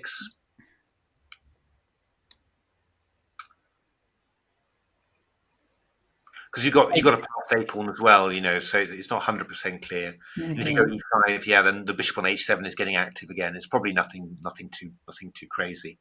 Yeah. Probably nothing for white. So maybe knight a4 could be irritating. I don't know. Yeah, complicated that one. Yeah. I don't know whether you could refine your play, throw in a knight a5 earlier, maybe. It's possible. Yeah. Right, and Max against Sam. Yeah, this one's quite even. Both sides have got their knights perfectly Yes, placed. yes, they do. It's all nice and symmetrically. Yeah, so I think in general, yeah, you would expect this to be a draw. The knight on d6 is an excellent piece for holding together Black's queen side here, and yeah. I mean, plenty of play still left in the position, but in principle, it's quite even. Okay, fine. Should we actually do a 2-minute break now? Yeah, that'd be great. I'd love to get a drink. Yes. Okay. We'll see you in just a second. Just a couple of minutes. We're going to put the there we are. Put the players on. They haven't moved since the last time. Their heads No, still actually, his arms folded. Yeah, Mark played the move Queen C5. I suggested, and Oh, good. Bishop D3, Rook C8, and Marcus is thinking, and I think he's a little bit worried. He's been thinking for quite From a the while body now. language, Marcus looks. Oh, do you think he's? He's been thinking for 20 minutes already. Yeah, he's. Oh, okay. I was thinking. Oh, yeah, he was sort of confident, but actually, maybe it is just worried. No, I think this is a nice position for Mark. There's not too much calculation involved. He can use his experience, just to put his pieces on active squares. I think Mark will be feeling very happy at the current moment. I think. Right. Okay. 2 minutes. Brilliant.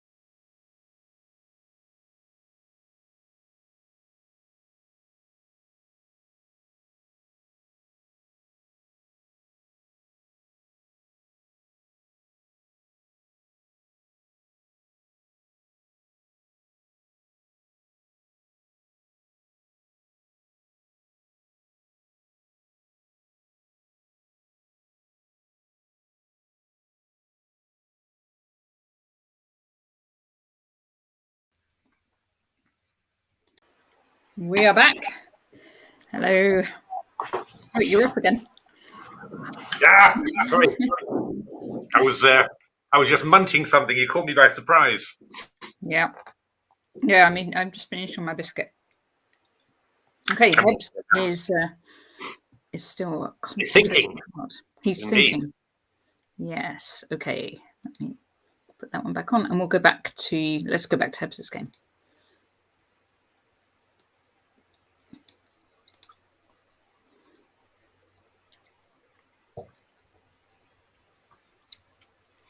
Yeah, so Marcus played A5, which is we thought for a very long time about it.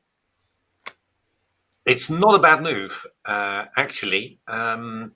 It's the sort of thing, Black was sort of aiming for a B5 counterplay. So you just stop it and then put the onus back on Black, So, okay, show something. And yeah, those are moves that are often quite.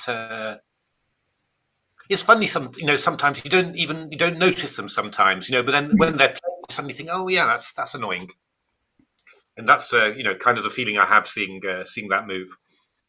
I mean, Black's got a number of possibilities. Bishop b5 is not silly at all. I mean, if you took with the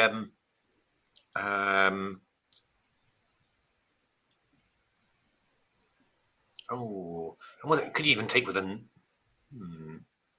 Could you take with a knight on b5? Let's try Actually, taking the knight. So there is Queen C. Yeah, then I take with a bishop on c2. So Queen c2, Bishop c2. And then you have to choose between taking back the knight or the bishop. But maybe you have to take back the knight because otherwise this d6. Yeah, d6 hangs, which is a little bit irritating. But if you take the pawn, e4 is hanging. It's not easy to defend, it must be said. Oh, you mean taking the bishop and then... No, here, yeah?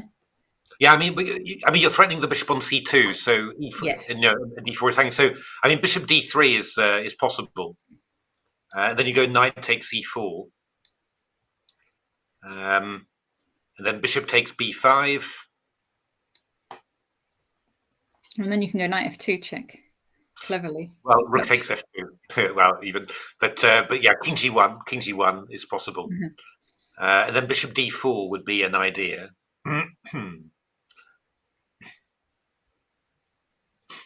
That would probably end up in a draw, I guess.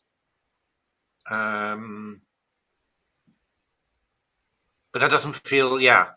Oh, he's gone bishop b5. Mark's gone bishop b5. Okay. We have this. Yeah. I'm wondering, yeah. I thought actually that I didn't think that knight b5 was possible, but yeah, it does seem to be. Which makes me wonder whether it was the best move or not. But okay, let's have a look. It is very forcing. So I think, if you get in bishop d3, then the e4 pawn is so weak that it should be all right. So I think that knight b5 is critical. Knight b5. So, yeah. I guess you could just take it, right, as well? You could take it. It's just... no, I've got rook c3 then. Sorry, that's just winning. Rook c3. Yeah. Fine, but not do that then. So, and I don't think you've got anything else. So I think you have to take on c2. C2 takes, and then the choice is probably this one, right? Well, yeah. Just have a quick look at rook takes c2, because obviously, if you could do it, it would be knight so b6. Here.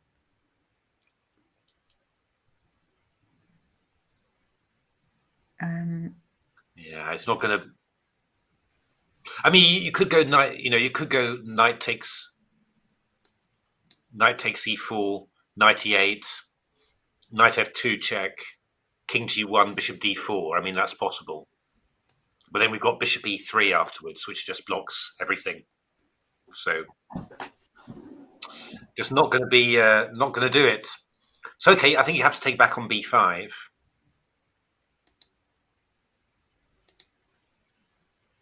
And now bishop d3. I think it's only move for white.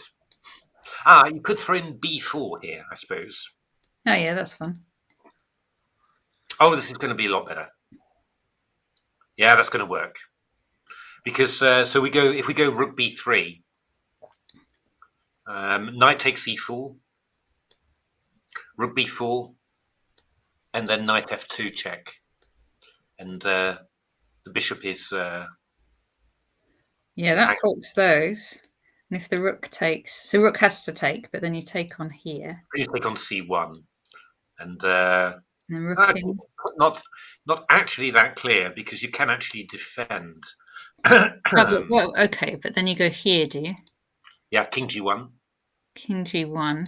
We haven't quite got bishop d4, which is what we'd want. I mean, I could take and go rook b1. That's what I could do. Rook d1, maybe. b1. What about rook d1 threatening bishop d4? Yeah, I'll go king f2, I suppose.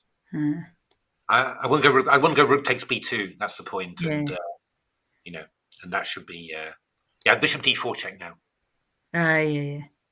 So so you have to do something like, I don't know, king f2, and then I go rook b2 check, and then it's just a draw. Yeah. So that would be possible. The only thing that I'm wondering about is whether they've played some more moves. Oh, they've done it. They've done it. Yeah. We're going to get it fine. Yeah. So this was knight takes b5. Yeah. Takes. AB. And AB. So I'm guessing bishop d3 now. I can't think of another move really. I mean, maybe rook c3. Is that possible? Not really. I can't believe it. So, okay. So b4 now. Rook b3, knight e4. And then the only other thing you could do is to go bishop b5. That's maybe an idea. Feels a bit odd. Okay. What about still? Is this too much? Knight f. Yeah, knight f2, king g1. It's possible, I suppose. Knight f2, king g1. I go bishop d4. Check. Bishop d4 rather. Bishop e8. Well, you could go rook e2 maybe. Bishop e8.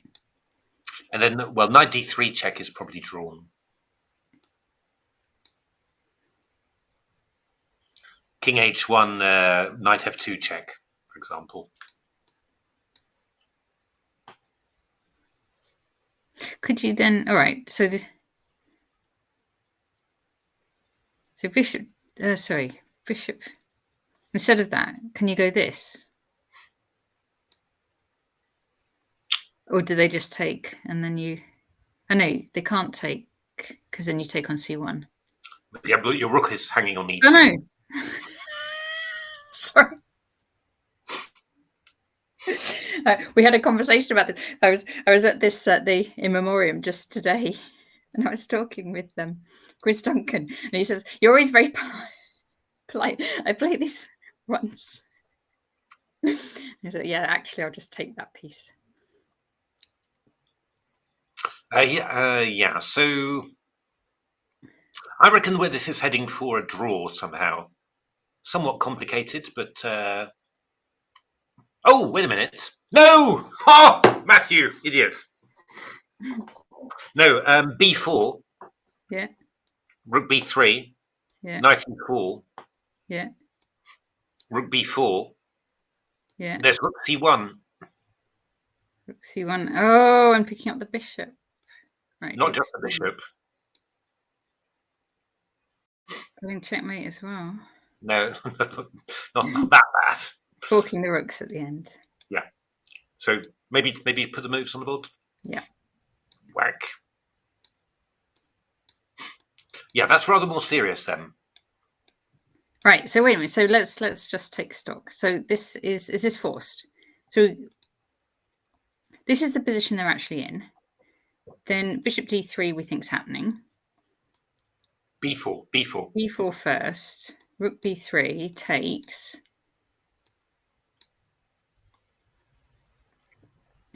And then if rook takes b4, then rook c1 just wins on the spot.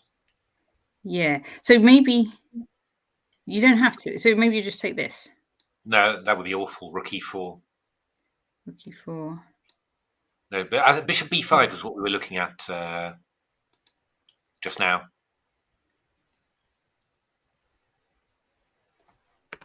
So bishop b5.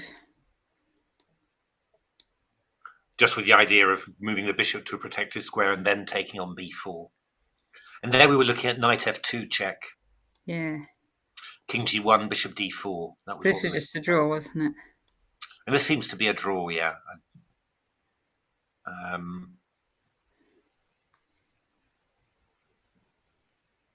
wanting more for black now.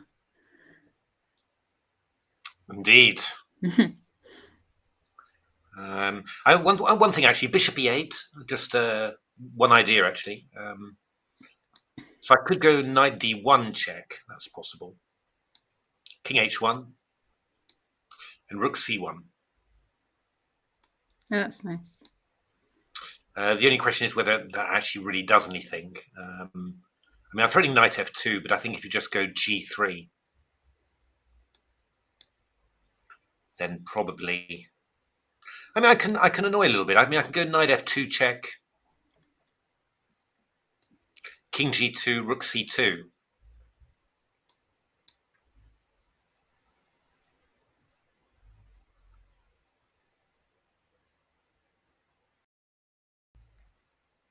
Which I think if it's going to be challenging for anyone, it's going to be challenging for. Got to be good for black. For white, but well, it's probably nothing. Probably there's some way of equalising. Well, all right, but white's got to deal with some discovered attacks first of all, right? He certainly does. So, like threats, what, knight g4, and then come into but I mean, you can go something like king f3, for example. And king f3. what I was thinking about there was f5. That's what I wanted to do. Yeah, of course. And threaten knight g4, which would be quite interesting. But I don't know. I don't know. Yeah, I can go h3. That was rather annoying me. Just to stop knight g4. But I can go knight e4. I've got knight d2 check coming in, come to think of it. Yeah. Maybe. It's got to be huge for black. Maybe this could be very dangerous. It's possible. Bishop b5. So let's just go back. Knight f2 check. King g1, bishop d4. No, quite a way back more, I think. This one? There we are. Yeah. King g1, bishop d4.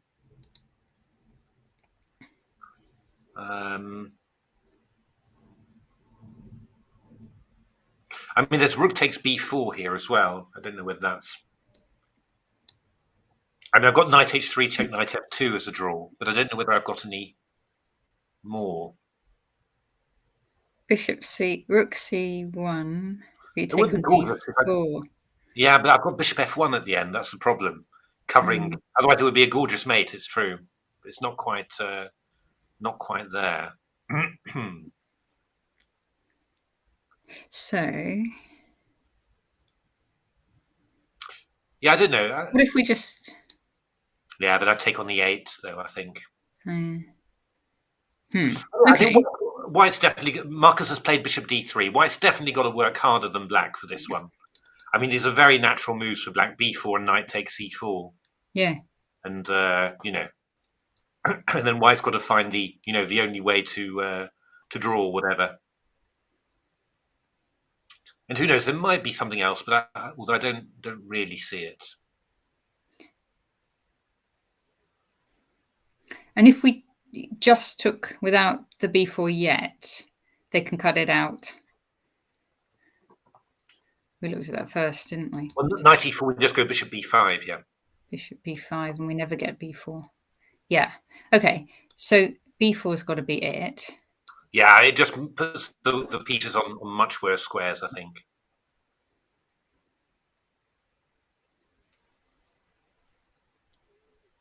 I think it's more or less forced rook b3, knight e4. You can go rook a4, but it doesn't look any better. And then I think this move b5 is very important, just to. I mean, I suppose maybe one of the things, you could ask the question: could I go something like rook e7, for example?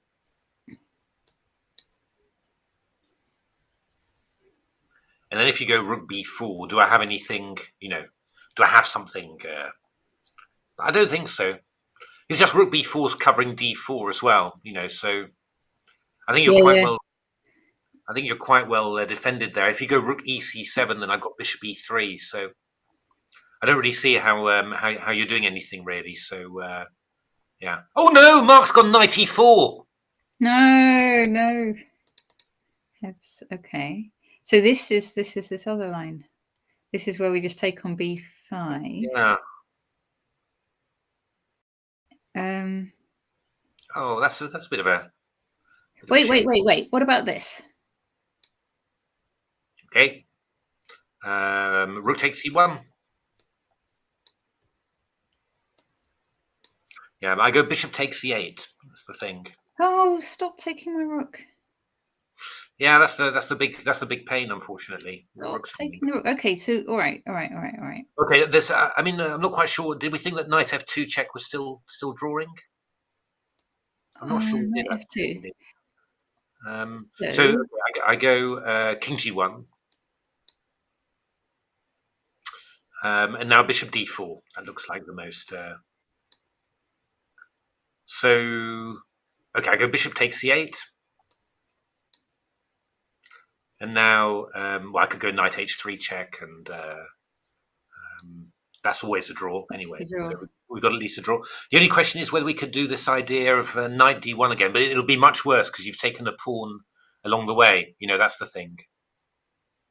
When you go b4, rook b3, then when white goes bishop e5 takes c8, that is not taking a pawn on the way. So you have that extra pawn on b4, whereas here, whereas here you don't actually have that. So I don't think that'll be anything special at all. So this could just turn into this, right? It's just going to be this draw. Yeah. It's just going to end up being a draw. I'm surprised Hebs didn't go for b4. I wonder. Just seems like such a natural move. Yeah. But okay, I mean, still easy draw. But I think he had a chance for a draw there from a position of strength. Where Marcus has got to do a little bit of serious thinking to make sure it all works fine. Whereas this is just trivial. Right, so say we do just move the rook. How's that?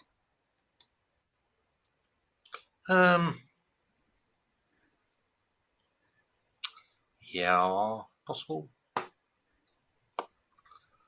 But I could go to like g3 maybe, or I suppose, or not sure. Then I can try this thing with the rook. Yeah, but I'm going to go rook c8 at the end. Oh, and then I'm not going to get your rook back. 9. Oh, that makes it less exciting. I mean, you probably still got decent compensation here with black, but it's not. Yeah, it's not great, I think. Well, all right then. All right. What about then just rook c7? That's possible. I go bishop b3 probably. And then I take on b2. Yeah, that's right. And I go rook b3, something like that. It's probably equal pawns. It's just equal, I think. Yeah. It's possible. I think Mark will play knight f2. I'm pretty pretty sure he'll do that.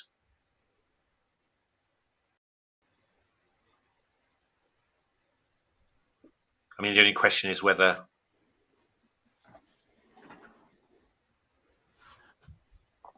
Yeah, I don't know. Could after knight f2, king g1, bishop d4, can you do anything amazing? Probably. Bishop this can't be it. No. Let's start from this position. Right. So knight f2, king g1, bishop d4. I'm just wondering whether white could play g3 and just sort of try and g3.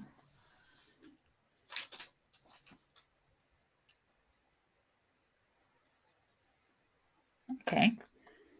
Just avoiding the draw. Yeah, I mean, you do have knight g4 check, though. Knight g4. King g2. Yeah, rook c2 check now. Rook c2 check. It's quite nasty. Yeah. Yeah, no, that's too much. It's too much. Okay, king g1. Yeah, rook c2 still. Rook c2. So he shouldn't really do this stuff because it's no. So I reckon the draw. You've got to take the draw probably. So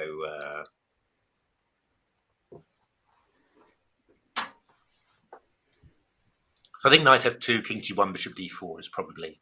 Yeah. Well, yeah. I mean, you could go eight. You could go h3, I suppose.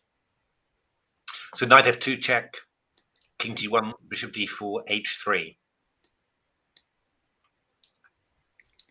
You still got that one? Yeah, king h1. Oh, I see. And then if we go in there again, you're going to go king h2. Yeah, actually, this is possible. H3. Okay, wait. So all right, so here we are.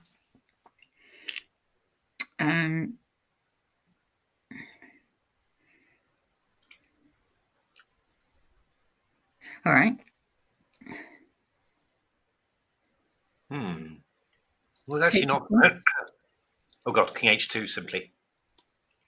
And then just knight back. Take your rook on the 8.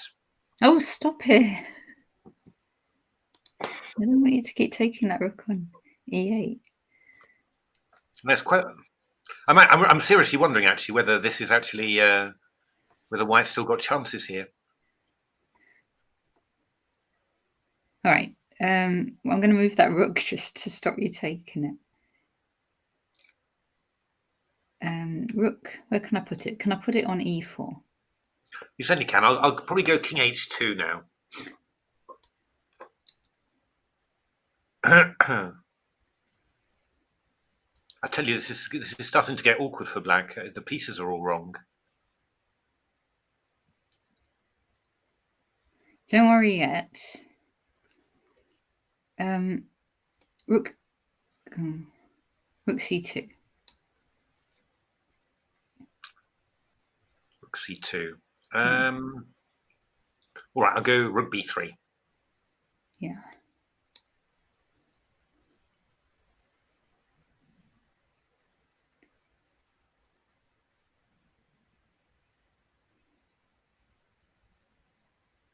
Okay.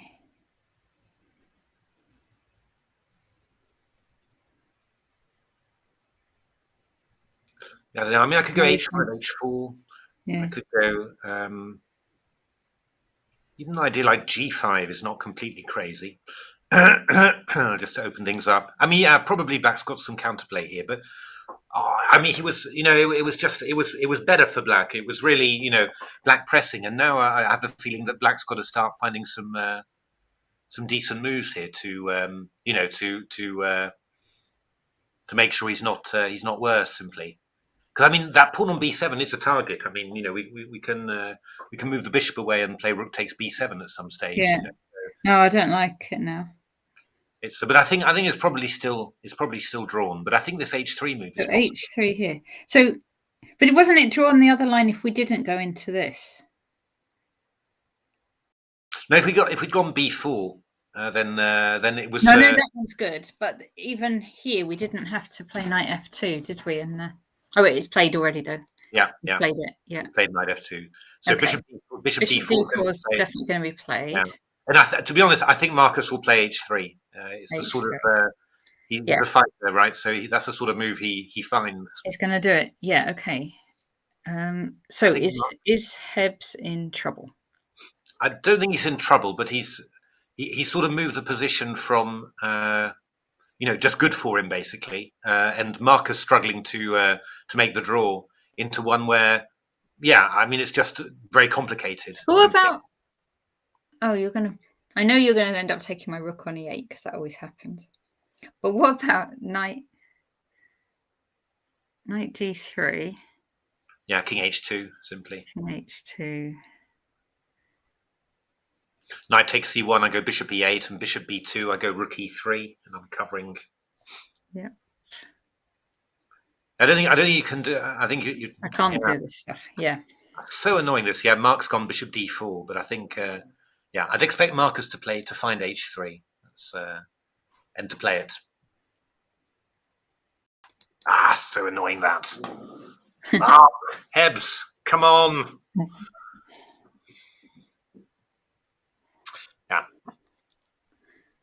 But okay, I mean, great for the tournament, right? I mean, it's for the neutral, it's wonderful. Just obviously, you've got a nice feeling about Hebs all the time because known him for so long and playing really well, and you know how much it means to him, all this. So it's but okay. I mean, he's still with a good position, but I just wonder whether being shocked at not at missing H3 maybe will whether that might. So, all right, I'm going to do one more time. H3.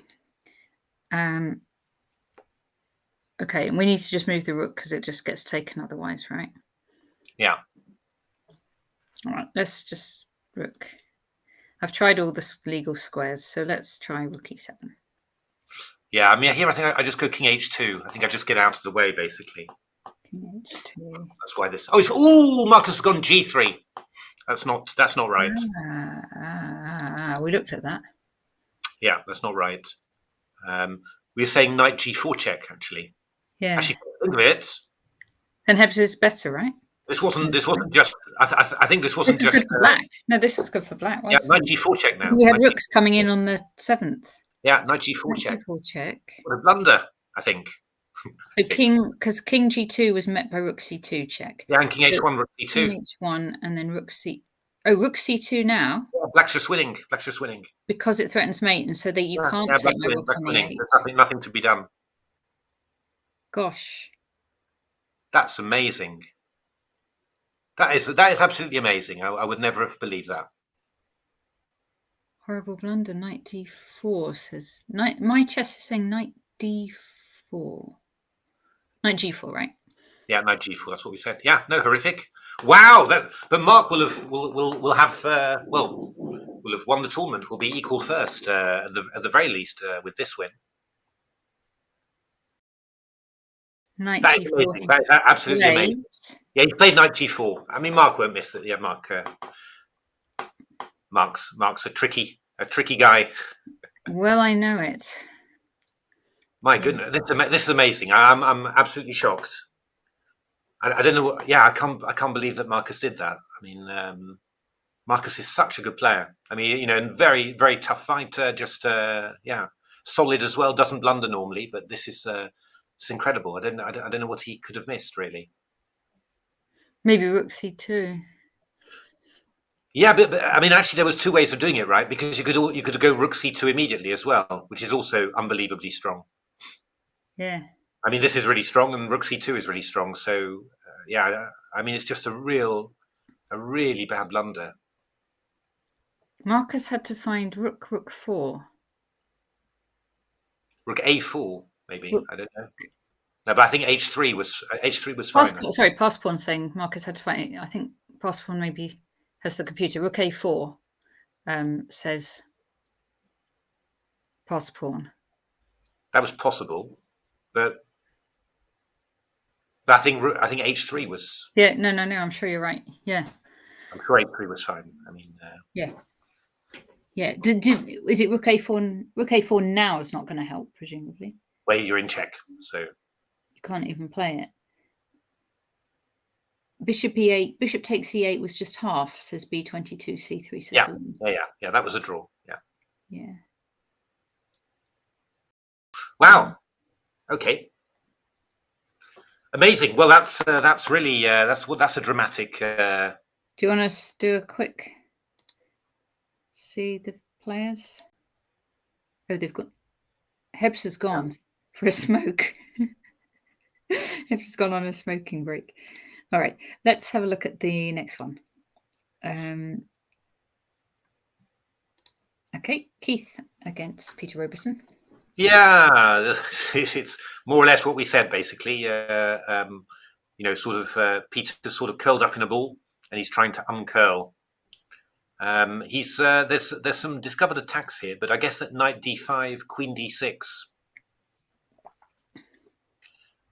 It's actually, it reminds me very much of my game against him because in that game as well, there were plenty of tactics, plenty of scary-looking things, but Peter just allowed them, very concretely, just calculated them and decided that they were fine. And here knight d5, I think you go queen d6, and you're probably absolutely fine. There's nothing. There's no follow-up to it, so Just queen d6 looks like. So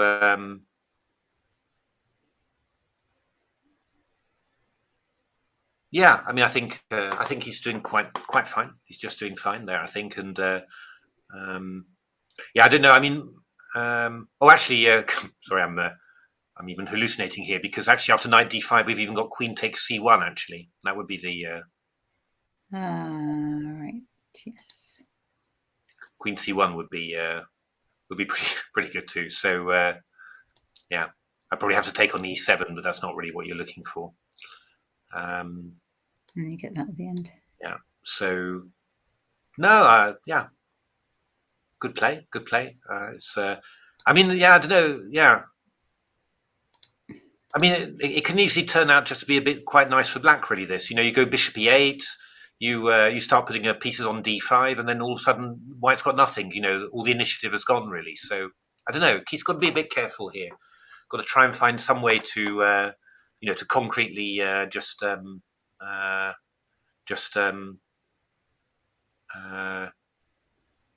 yeah, find a path to the draw. Not going to be easy, I think. So yeah, I generally say quite good chances for black here. Mm. Okay.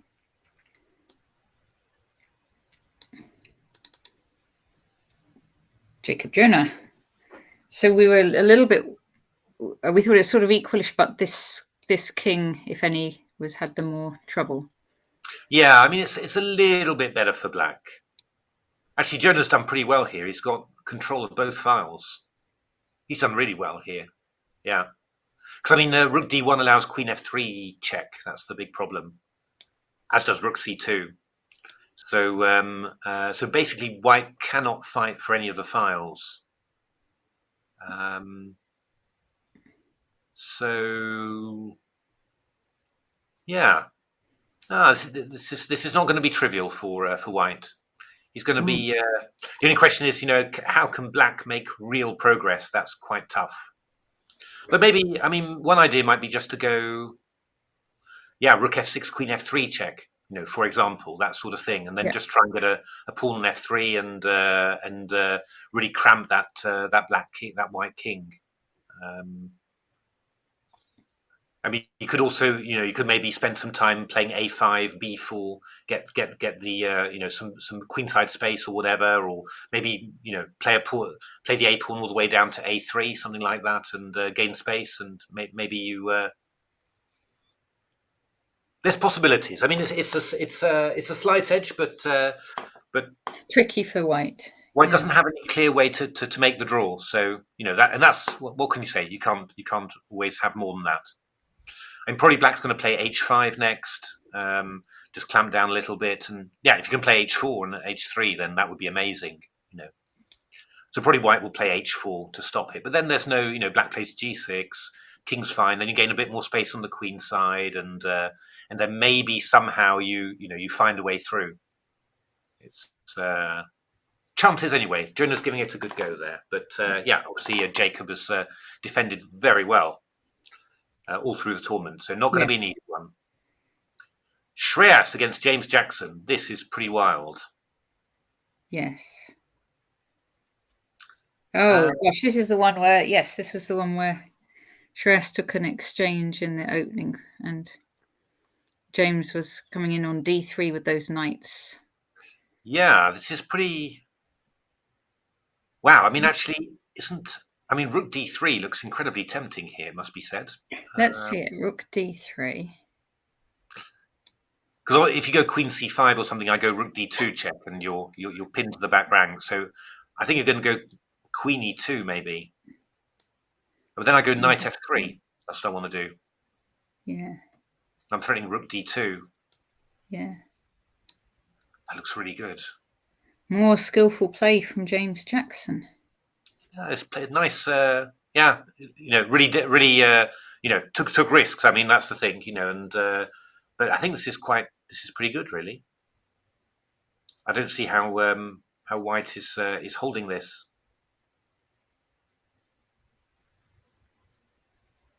Looks very strong. Rook d3, knight f3. Wonder if he'll find it. Yeah, I mean, to be honest, knight ed3 is also quite decent. I mean, that would also be quite. That would certainly be quite strong as well. Knight ed3 in this position. Yeah. Because you're just going to go queen. You've got stuff like queen b7. You've got c5, c3. But it would be a lot slower. That would really be a lot slower to do. But I think rook d3. Yeah, rook takes looks nicer, doesn't it? Yeah. I mean, there's another idea, which is, but maybe that's too much. I mean, I was thinking about. No, that's too much. That's too much. Rook d3 is better. I mean, after queen e2, you can also play c3 simply as well. We've got some moves actually. Rook d3 was played. He's played. Yeah, this is pretty desperate, really. There's a lot of moves. I mean, queen d8 even is really strong. I mean, maybe queen d8 is even stronger, actually. Queen d8. Are we giving up our knights? Yeah, I mean, I just want to go. I just want fe. I'm going to go rook d2 check. Yeah. And I'm assuming that this is really strong. Yeah, because whichever way the king goes, you've got.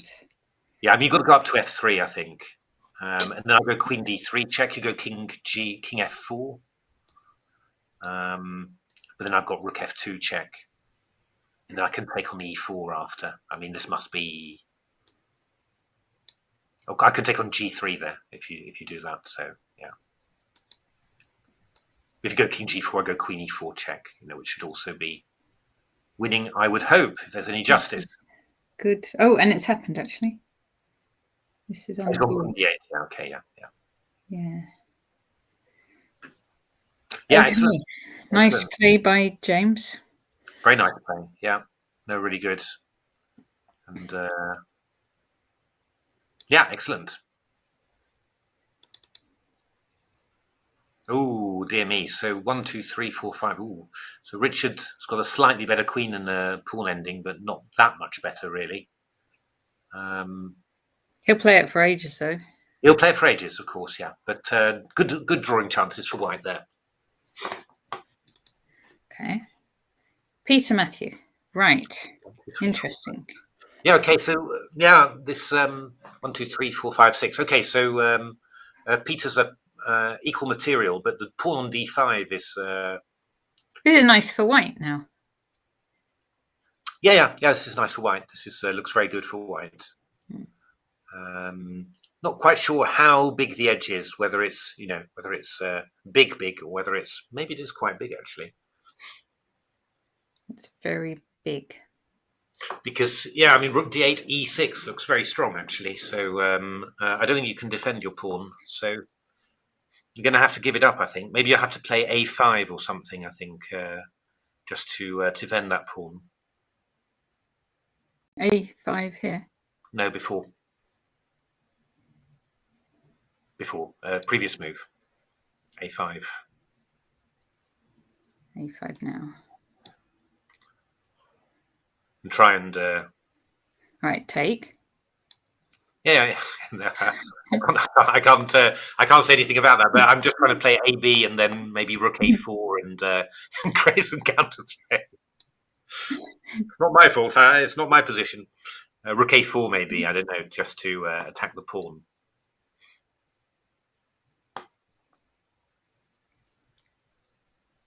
I'm not sure. Yeah, I don't know. I mean, it's E6. Oh, right. You're just going for it. Yeah, why not? Yeah. This would be quite strong. Take. Yeah, takes FE. Rook E7. Yeah, maybe rook C1. Rook C1. Or rook F7 even, actually. Rook F7. I was looking at rook F7. Yeah, rook F7 would be very strong as well. So, yeah, maybe this is just really strong, like completely winning. It's possible. Yeah, maybe Matthew needs to play bishop d7 then, instead of a5. Bishop d7. And if bishop d5, then bishop c6 or something like that. Bishop c6, yes. and try and Could hobble try out. and do that one and try and get some more pawns. Yeah, could do. You go rook d8 maybe. I don't know. Might not be so easy to win this double rook ending. Yeah. Obviously White's way better, right? I mean, it's White's got all the winning chances there. Take. I'm not sure it's a win-win. E6. Yeah, I'll take that. I think. Take. It's better with the bishops on, though, isn't it? Rook d6 now would pick up the pawn. Rook d6 would pick up the pawn. That would be a shame. Sí, señora. Hmm. No está bien, señora. So yeah, I think it's a clear advantage for White, but I don't think it's lost yet. So we'll see. I think it's quite important that you play bishop d7 in this position. I can't think of another move really.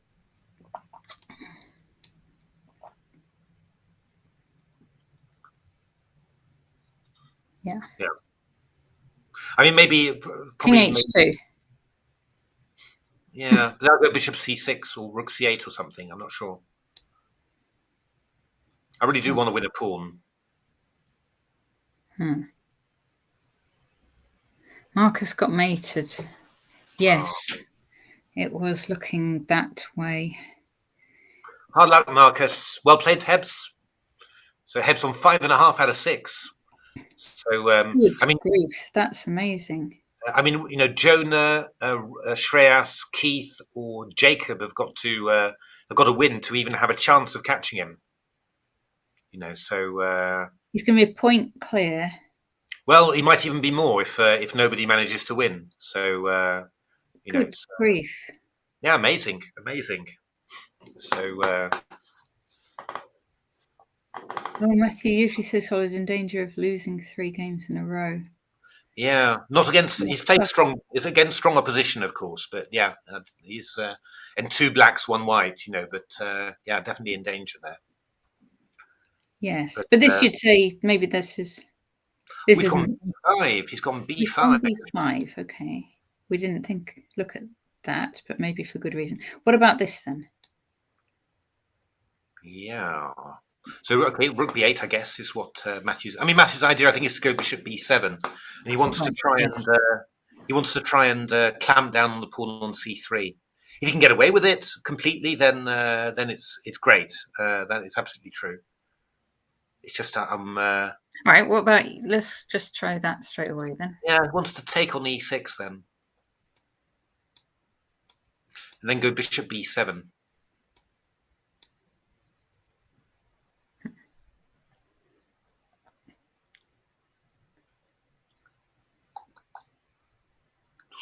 Yeah.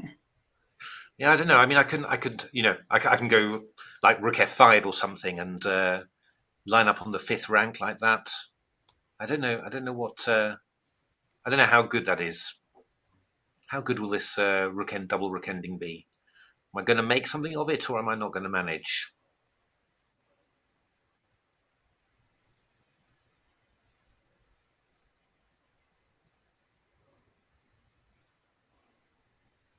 Not sure.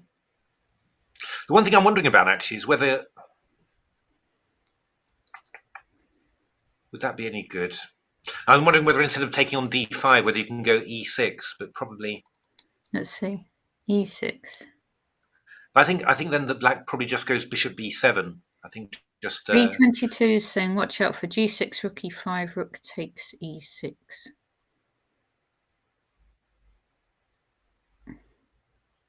Oh, rook e6. That's very nice. That's very nice. B22. But yeah, I think after e6, we probably just go bishop b7 with black, and probably there's nothing too amazing happening there. So maybe this is a very good move. B5. D5, rook b8. Just felt a bit. Ooh, felt very risky, but maybe it's just a good move.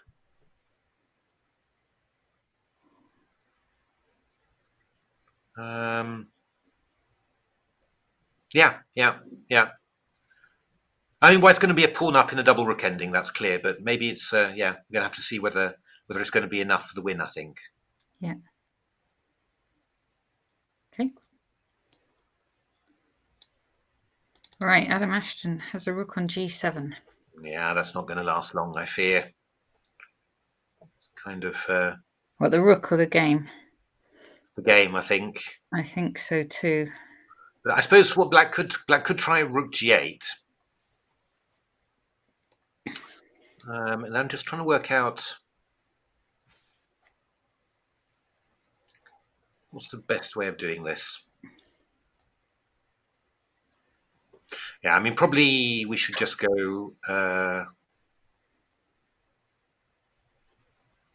Could put one of the rooks on g3. I'm just wondering. I mean, maybe I play rook 1 g3. Let's say that, yeah. That goes queen h4. And then I go rook takes c7, maybe. This is just... Probably this is going to be really nasty.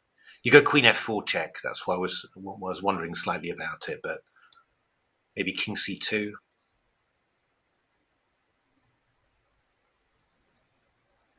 I mean, this does look extraordinarily unpleasant, really. Mm. Or maybe I can, after queen h4... Yeah, it's not 100% clear. Not 100% clear, it's true. Maybe I should, maybe after queen h4, I should just... Well, I mean, what I could do is play the other rook back to g3. I could play rook 7 g3. Queen h4. And then go something, maybe queen e3. Stay active like that. I'm threatening bishop f5. I'm also threatening e6 as well. That looks quite nasty.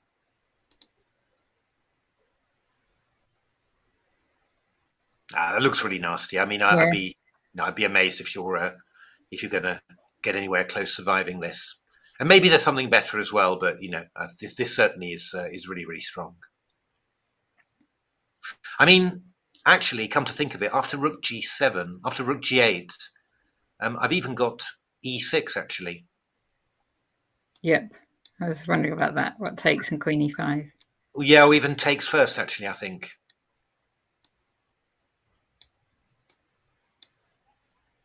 Like this? Oh, king g8. Oh, king g8 you'd have. Sorry. I thought I had everything covered, but not. So, yeah, but maybe queen e5 is better, actually, then.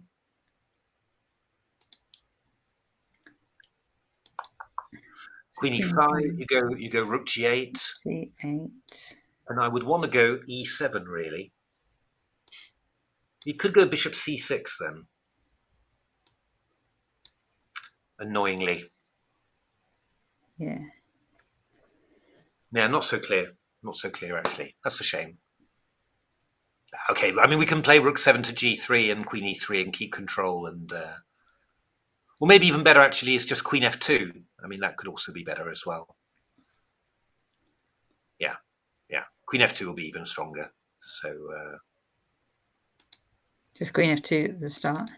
No, rook just go rook g3, rook 7 g3.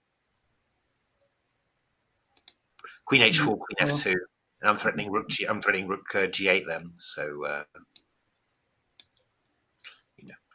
it's just going to be winning. Yeah. Okay, this one we have a result. Black won against Jude Chisby. Yeah, yes. That was good conversion there.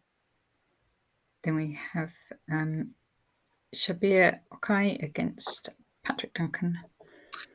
Yeah, this is Black still in a little bit of a tricky position with the pieces, but yeah, this knight h4, bishop h3. They're not doing quite as much as they were before, really, because the pressure against e7 has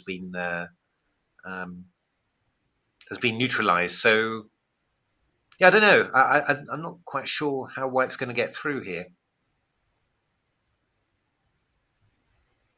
But yeah, okay, Black's still a little bit tied up because it could change all of a sudden. Just if suddenly there's a way for the black pieces to to get active, then all of a sudden that knight on h4, bishop h3 are going to be Yeah, weak. these ones look a bit stuck. So I'm not quite sure what. I mean, if I was white here, I'd be thinking of trying to go a4 to a5 to a6, or b4 to b5. Anything basically to maybe a4 would be the most natural thing, I think. Anything to try and loosen up that king side. Yeah.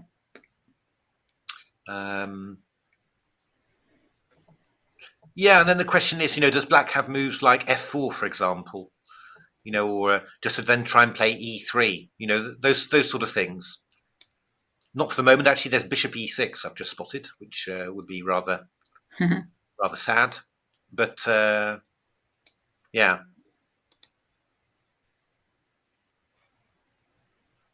But I mean, maybe you could go bishop h5 simply. Just why not give up that f5 pawn, get the bishop into f3, for example. I think knight f5. I'll just take and go bishop f3. That would be quite. That looks quite powerful, actually.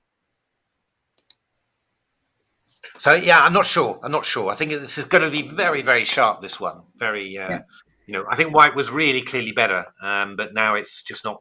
It's just a total mess, really. I think at the moment. Right. Next board we have a rook and pawn ending.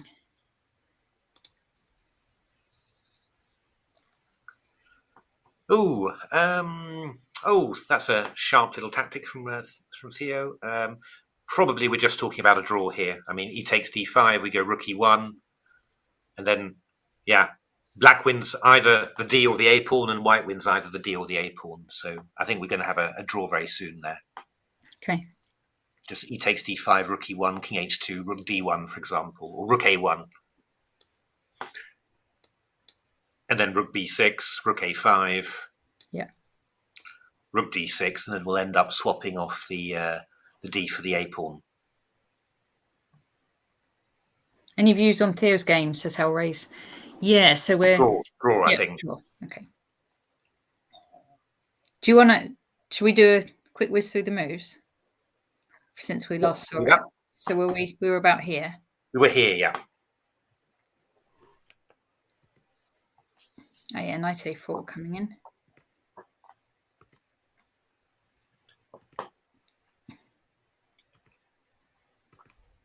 Oh, knight a8 from Theo. Yeah, swapping off the knight. That's quite nice.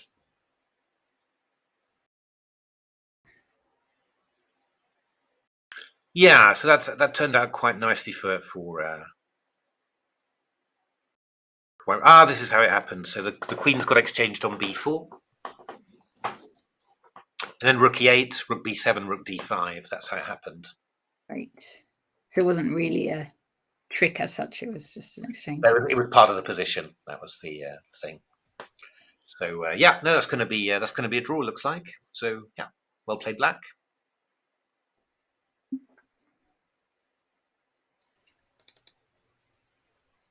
Yeah, still just an IQP where black's got the light squares. Quite nice having those double B pawns as well. Can control some squares, get the open A file. Should really be a question of, steadily does it really? You play rook e8, knight e4 round to d6, play f6 to chase away the knight on e5. You should be able to gain make quite a bit of progress with black. Not winning in principle, but very difficult for white to hold. We should actually check in. We didn't check in on the women's recently, actually. Let's do that. If I can find it. There we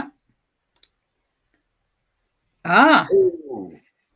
Win for Ala Gamal. So Ellie, she's she's going to be at least half a point clear. Half a point clear, probably. Of depends what Lanyau's done. So let's see that. This is looking very good for black. Yeah, so I would expect Lanyau to win this. Two bishops, pawn up. So that one there, that's going to stay thrilling until the last round, I think.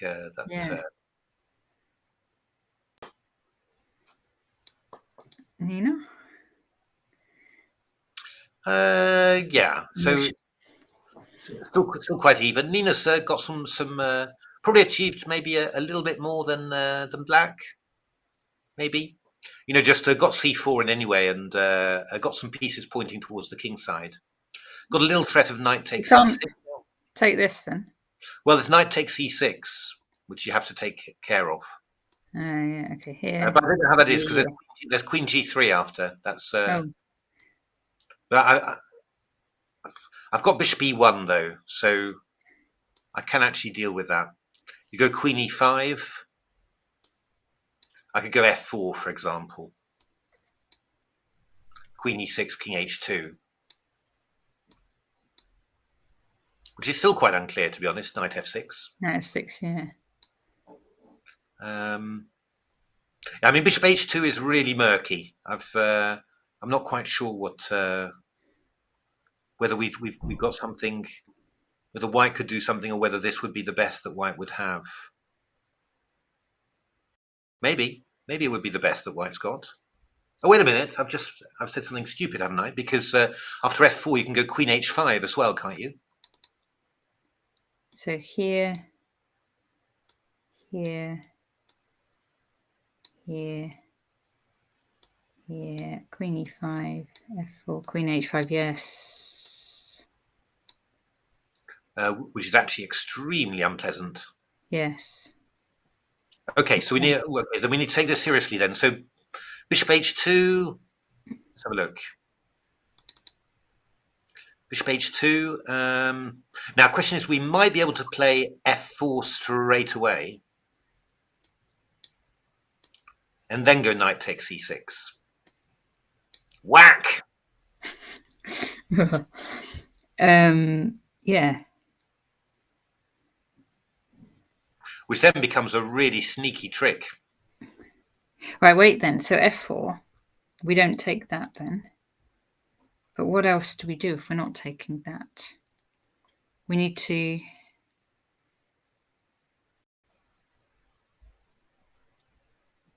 No, perhaps that's fine, isn't it? Just good for white. Yeah, I mean, you can go bishop g3, but I don't know. I mean, I'm not sure. You still take this, I guess. Well, yeah, but I'm not... Not maybe winning a queen piece, d3 is better. Maybe queen d3 is better, simply. Just try and really force you to do that. Yeah. Though it's slightly, because there's bishop f4, knight e6, knight c5 is possible.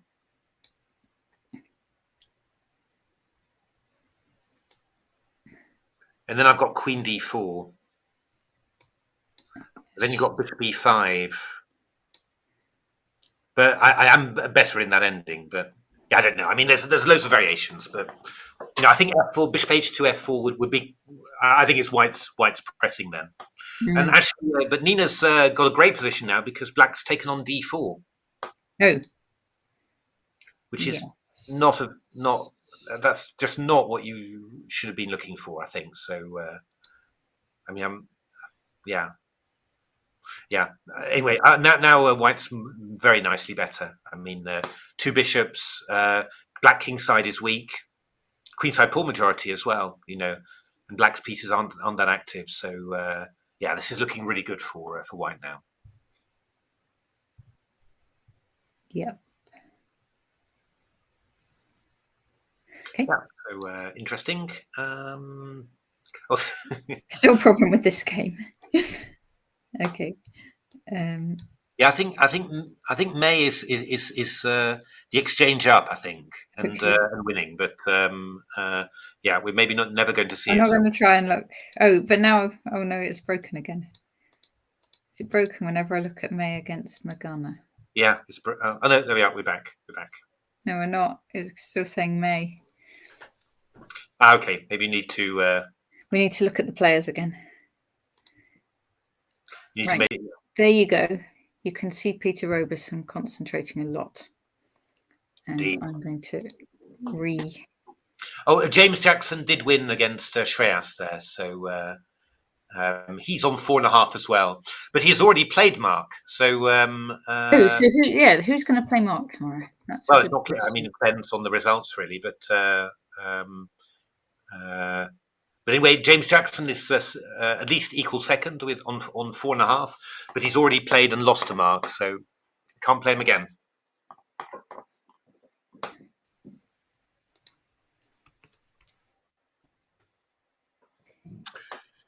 Come on, Natasha, bring up those boards. Just copying some links in.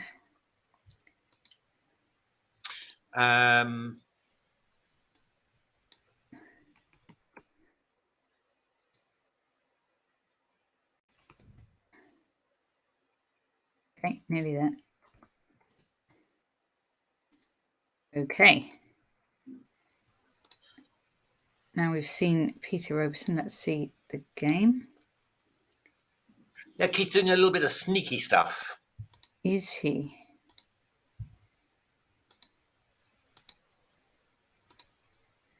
Okay. Yep. Yeah, so Keith played a couple of nice moves there. Queen A3. The last one saying it's going to be Hebden Arkle round 7. Of course it is. That is the only thing that can happen. That absolutely has to happen. And Keith will never give him a draw. We know that. Oh, of course. Never, never, never. They'll play till the end of time before Keith will give him a draw. So, yeah, so Keith's done some sneaky stuff with Queen A3, Bishop E4, which is quite nice, actually. And the Bishop on E4 is attacking B7, the Queen on A3 is attacking A7 and E7. And yeah, there's still some sort of sense of some discovered attacks maybe somewhere. Maybe with Knight E2, maybe also with something more if you never know. Missed. Yeah. Wow. So the question is now, yeah, what does Black play here? 95. Oh, because A7 goes, so we don't want to. Well, that's not so clear whether it does go or not.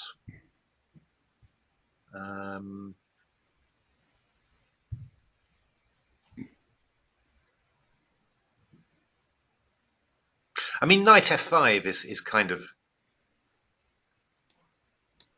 feels kind of interesting, really, just to try and yeah, try and counterattack something. Then the question is, can White take on A7? Is that possible? We can try. Queen B7, Queen E5, Queen B6. Well, okay, so I take on D4 with a knight. So Queen takes B7. Queen takes C5. Queen takes B6. I mean, I suppose at least I could go Rook B8, for example, and then take on B2. And there might be Rook C3 as well. I might well have Rook C3, yeah. It feels a little bit. Yeah, I'm not 100% sure, but Rook B8 takes B2, for example. Looks quite decent there.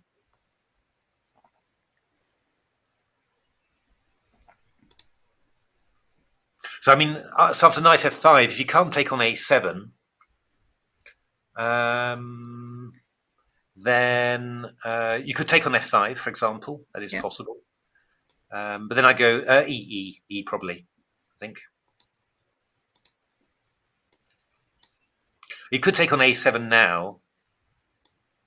Then I go Rook A8. And then the key thing is whether you've got some sort of discovered attack. You could go Knight B5. That is definitely true. But then I just go Bishop B5. Yeah. And something like Queen A8, have you got Queen C1 simply? So, and Rook A8. So I think that probably works. I think Knight F5 is probably quite a decent idea, unless I'm missing something enormous. But you know, if and White can go Knight E2, for example, instead of after Knight F5, could go Knight E2, but then you'd play maybe Queen B8, you know, and I think you're going to be doing fine. can start swapping off some rooks.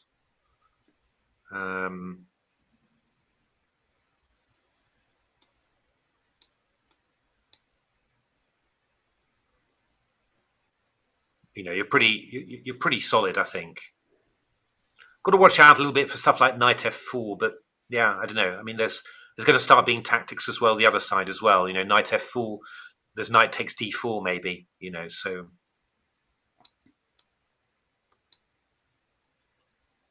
Because there's a weak back rank and also those weak, so yeah, not sure. But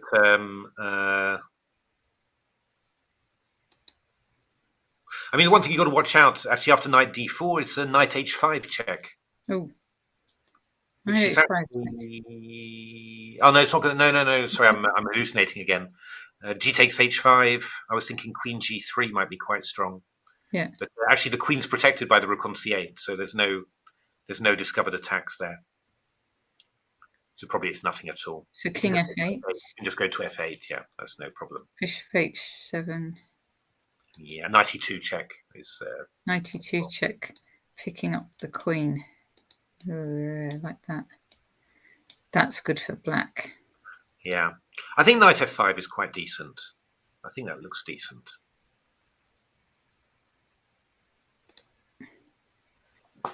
Yeah. Yeah. Cool. All right. Jonah is going for it. h5 and g5. Can you take on h5? Yeah, presumably he's thinking rook d2 then. I'm not sure. Yeah. I mean, you take rook f1, rook a2. I mean, that would be the idea. The only thing I'm a bit worried about is that you could just go h4 then, which feels like you're really going to get a lot of liquidation now. Yeah, maybe f6. Yeah, then I've got queen e8 check. Oh gosh. So it's a bit weird to have done g5 and then h5 like that. I would have thought just, yeah. I would have thought just h5, and yeah. But I think that you can. You can whip it off. I'm pretty sure you can just take on h5, and it's not going to be. And then you can just liquidate, I think. So, but okay. I mean, you take some gambles sometimes. I mean, that's the thing, and you can't. The position is in principle, more towards equality than not. So you just got to take some gambles. But I think that this one, if white does that, then there's simply chances to liquidate, quite quickly. Yeah.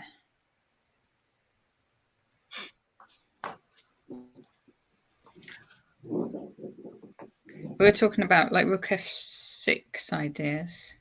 But then why are we giving away our h pawn before doing that? Indeed. Yes. What about then king h6, g7 even? Possible. I'll just go queen g4, I think, for example. Or maybe I go. I don't know. Maybe I go rook c1, or maybe I even go h4. Actually, I mean, yeah, h4, for example. All right, got an answer for that then. Okay, so we think he can take it. I think he can take it, yeah. Unless I'm missing a resource worthy of Sylvester Sneakley. A little bit of a... that was Penelope Pitstop. That was... and the anthill mob. It was the evil claw, wasn't it, in the evil claw? Who was the one in... the hooded claw. The hooded claw, that's right. You're right. And then with Catch That Pigeon, it was Muttley and what was the guy's name? Dastardly and Muttley. Big Dastardly, that's right, and Muttley. That's right. Great. Classics, all of them. Yes. Catch that pigeon, catch that pigeon, catch He's that done pigeon. it, Jacobs. He's Before done you it get a too lot of far into times. the singing, Jacob's taken the pawn. Indeed. We'll see. We'll see. But I think that's a little bit of a blow. Yes. So I don't know whether we saw to the end, but James did Ooh. indeed win this. Yeah, that was pretty. Yeah, great game from James. Well played. So yeah, this is going to be a long one. Yeah. Really, just You're making Waterford Wizard feel old. feel old. Old or young again. Yeah. Well, you can't be older than me, surely, Waterford Wizard. It's but that was so good. The Adventures of Penelope Pitstop. It's the thing was the reason I hadn't thought about it in years and years, and then at work one time we had female manager, really fantastic, but and then the manager above her was yeah, a little bit less good somehow. He wasn't a great guy, but my female manager looked a little bit like Penelope Pitstop. You could sort of say, but the manager was the spitting image Oh of, no. Sylvester Sneakley. So it was really so we did for our Christmas crib. We did a Christmas crib where all of us technicians, all of us engineers, we were the anthill mob, and then Yes. there was our manager as Becky.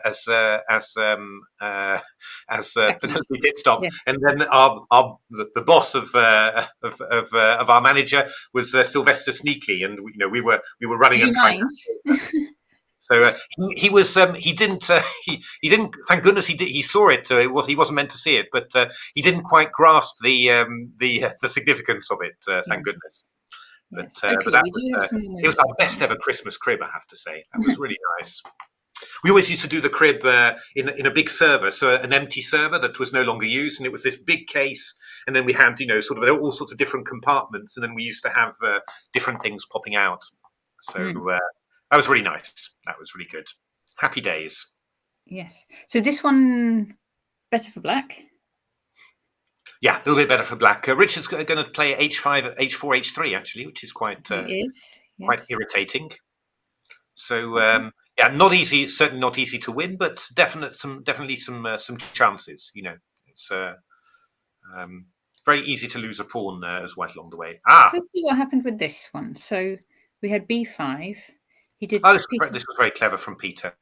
Took Yeah, rook b8, king he just g1, went into one. He heading just out the sidestepped. pin. Yes. This was very clever. Yes. Yeah, I think from that point of view, I'm sure my bishop d7 to c6 idea was really necessary. Because I think, actually, why didn't we see this? This is really very, this is very So good. Peter's a pawn up then with these nice pawns there in the middle. He's only got 3 minutes left, and Matthew has 35. Yeah, that's going to be a bit more of a problem because this isn't trivial to win, but still, very, very good. It is very good for white. This. Okay, so how's white going to do it? Are we going to do some e6 stuff? No, we're just going to go rook e3 and then put a rook on the d file. I think. Yeah, that's the start, and then bring the king up to f4. I mean, that would be the ideal, right? I mean, you just consolidate. So rook on e3 to cover c3 and h3, then a rook on the d file just to annoy, and then king coming up to f4 to protect e5, and then you've got it all basically. It's. So the question is how much counter Matthew going to defend? How much counterplay can Matthew create? And not a lot, I would have thought. But yeah, in time trouble, it's always always tricky. So going to be some fraught moments, I'm sure. But in principle, it's looking very, very good for white. Yeah, you'd counterattack against that c3 pawn, I suppose. Yeah, it's just not easy to get your pieces organised to do that without allowing some some hits and all that. But yeah, it's I mean, very good chances for white. One thing, for example, if you go rook c6, then white can go c4. This was the idea of Peter's move. Okay, and you can't take it because of bishop a4. Yeah. Yes. That is very Sylvester Sneakley. So, I mean, it's even worse than that, right? Because so you go rook d8, for example, in this position, and then you think, well, if you go c5, I'll go rook d3, for example. But you've got rook d1 in this position. Rook takes d1. Rook takes d1. B takes c4. Bishop a4. And after rook c7, Mate. Yeah. you've got mate. E8. Here. And rook e8. Checkmate. So, yeah. This is a very nice move. A very nice move. Yeah, so, very nice. So rook c6 is not possible then. No, so He's played rook e7, in fact. Rook e7, that's better, yeah. So he's going to try and go rook e7, rook c6. I think we go rook e3 anyway, I think. And I think if rook c6, we just go rook d1, probably. Yeah. And if rook c7, This rook one. e7, we've still got our trick c4. Same thing. Same thing. So It's a good one. It's a classic. It is a classic, isn't it, really? Hmm. So, yeah. I mean, you've also got rook dd3 as well. That's also, if you just, if you don't even want to have any bother with tactics, you just go rook dd3 instead of c4. No, dd,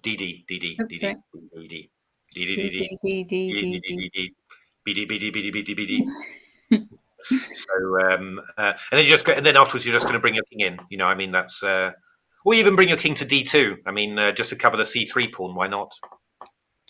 And then just come in with your rooks. Should be, should really be possible to keep good control, I think. Okay, piece's gone rook f3. Oh, okay. Okay. Yeah, probably you're right. Don't know why it feels odd, but yeah, no, probably fine. Okay. So this one, Adams won. Adams won. Yeah, that's not surprising. Oh, nice mate. Look at that. Yeah. And we saw that one. This one. Oh, he went a4, mb4, b5. So he just basically did everything. Starting to have to be a bit careful here because this knight on h4, bishop on h3, they're starting to. I don't like that one. I think it's starting to look actually quite decent for black now. Yeah. Maybe you need to go g3 and just rehabilitate the bishop. Yeah, you're going to lose a pawn simply. That e5 pawn is going. I mean, it's still quite murky, but it's I think you should go g3. I think you're right, Natasha. But yeah, I think it's quite murky, but I don't think black's really worse at all. I think it's just a very unclear position now. So well survived black because it was looking quite ropey. Okay, let's check back in. They finished. Draw for Keith. So Keith is going to be a point and a half behind Mark. So gosh. Okay. That still doesn't mean that he'll give him a draw, but he never will. He never will.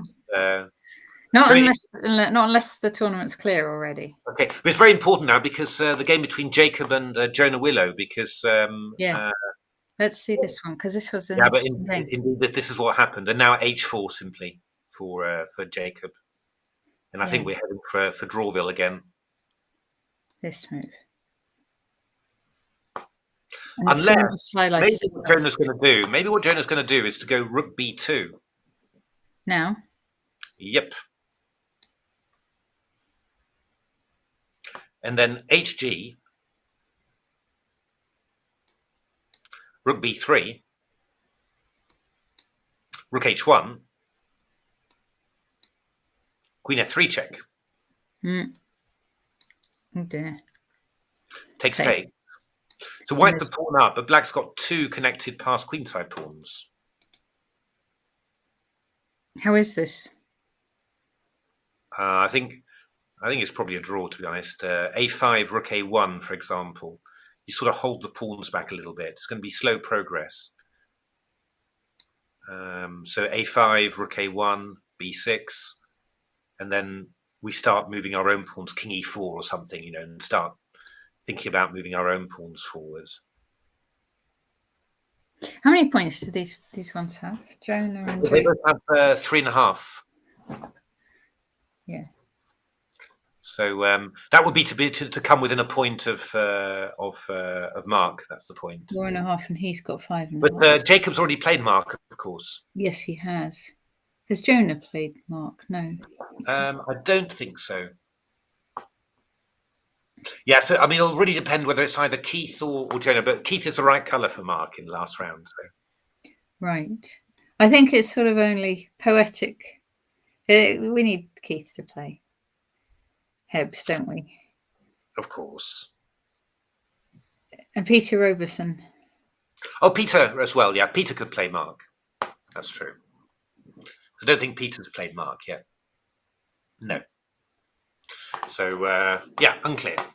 But in colours, I think Keith is there. So I'm not sure. Maybe Jonah could. Actually, this is the key game, right? This one here. Yeah, it's quite a key game. This one. He's gone Queen D1. D1. That's a bit okay. So he did not like the rook and pawn ending, I expect. So he's defending that B pawn. Yeah. Okay.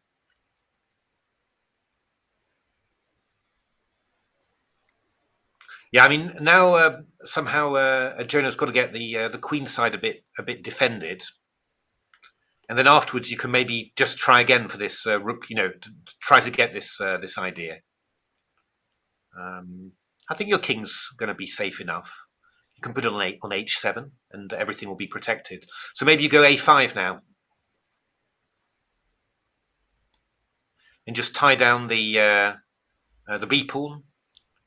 Your B pawn's undefended, but I don't think that's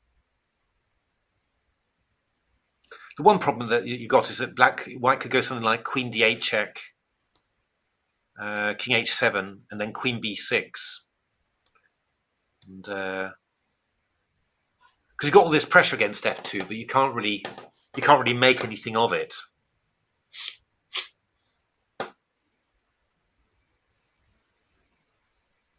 I could go rook B2. I mean, I could go rook B2 in this position. Queen B7, A4, for example. B4, A3.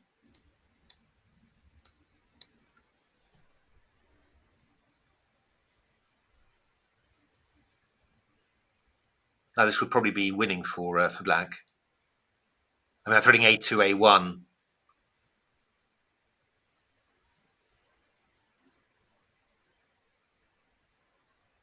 Must be some decent chances. Yeah. I'm not sure. Something, yeah, I think something like this will happen. I mean, I'm pretty sure, it's either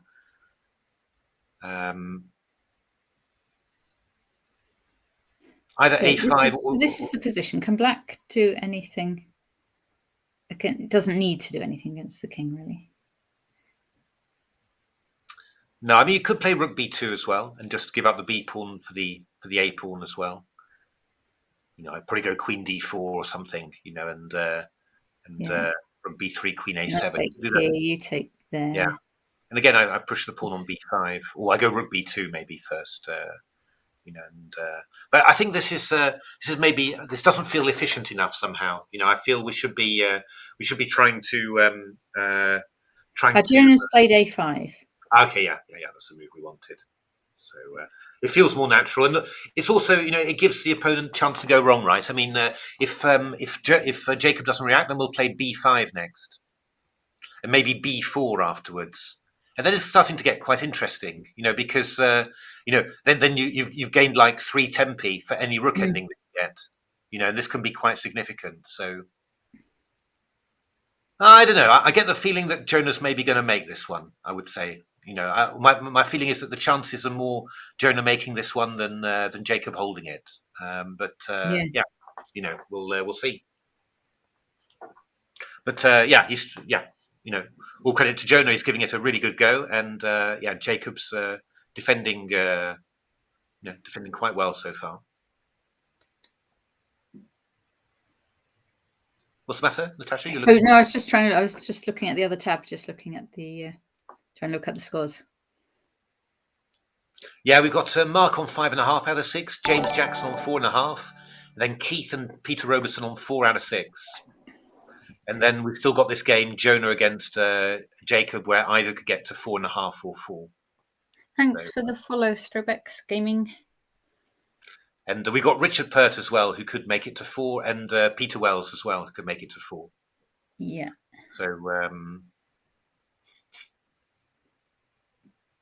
okay. Should we check the women's again?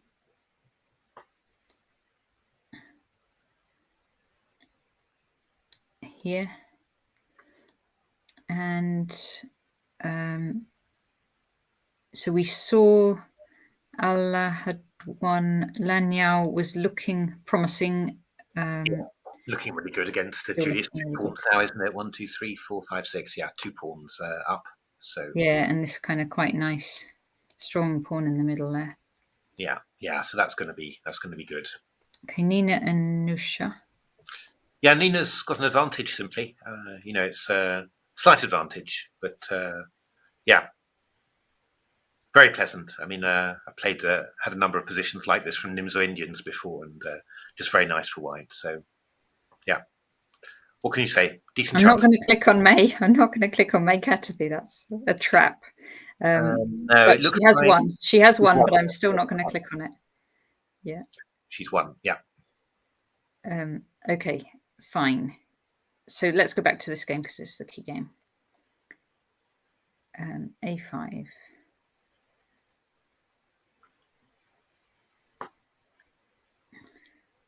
Yeah. I mean, white can't chase the black rook off the 7th rank, so because if you went, for example, if you could go queen b1, I go rook e2. Oh, yeah, queen b1, rook e2. I go rook e2. Queen d1, and I can go rook b2, and then you can't chase me anymore. Right, so, Jacob's actually played queen check. Yeah, okay. I think he's going to go for the b pawn. King h7 play. He's going to go queen b6, I think. Yeah. Yeah, I mean, it's also possible after queen b6 for black to play queen d5. Actually, that's also. I was a little bit. So queen b6, queen d5.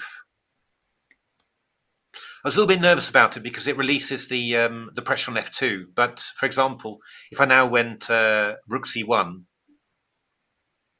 then I've got rook takes f2. Ooh. And queen d2 check. Yeah. And the only question is whether, probably. I get back to d5, I think, probably. Yeah. So, oops. So, so that would probably that would be possible as well. What about? Oh no. No, actually, what about this? Queen d4. Ooh, takes. Then I could probably go e3. I think that must be winning, surely. Ooh.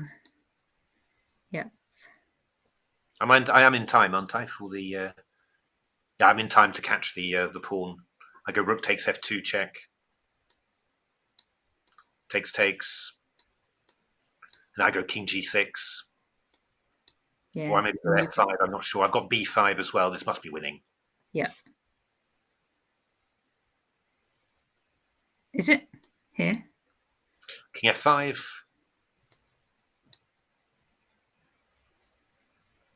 Okay. Because we can get past h pawn. Oh, you can get it past h pawn. Yeah. Look, h4. Oh hell. Yeah. Yeah. No, that's not good. But then you could get a past a pawn. So No. This is just terrible. This is awful. Yeah, well spotted. That's good. Yeah, no, I'm going bananas here. Yeah, no, that's not good then. But okay, I think I would just take. Oh, he's gone. It's gone g4. H4. G4. Interesting. Wowsy. Right. Queen F3. Hmm.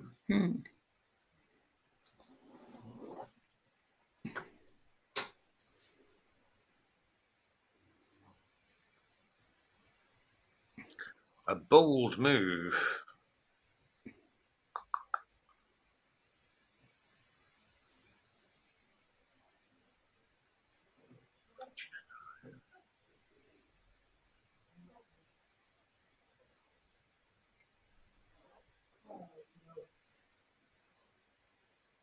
Maybe queen to b5.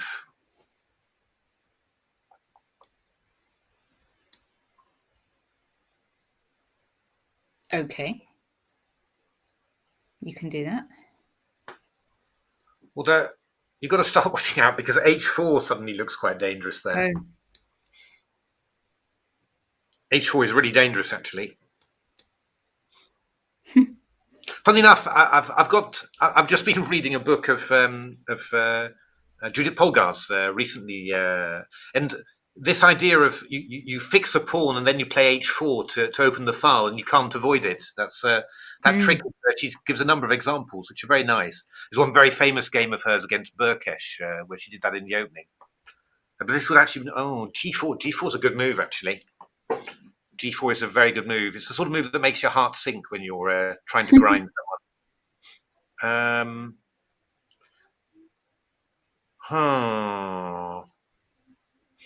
Okay, well, what I should do then, I think, is... Okay, if I go queen f3, let's try it. Let's try that. Yeah, we better try it. Queen g1, queen h3, probably. Queen g5. But the big problem there is that queen f3, you just go queen h5 check with the draw. Yeah. Just perpetual. Oh, dear me. Perpetual. Oh, just for G on the G and H file. Yeah, and d8. Yeah. So that's not going to work. Right. So has Jacob done something? Yeah, I think g4 is a really good move. Extremely clever. It looks like. And I mean, if I go queen e5, then you go queen d7, and then you're hitting f7 and, for example, you're hitting f7 and b7. Oh, g4 was very good. That was very good. Clever, clever, clever. Yeah.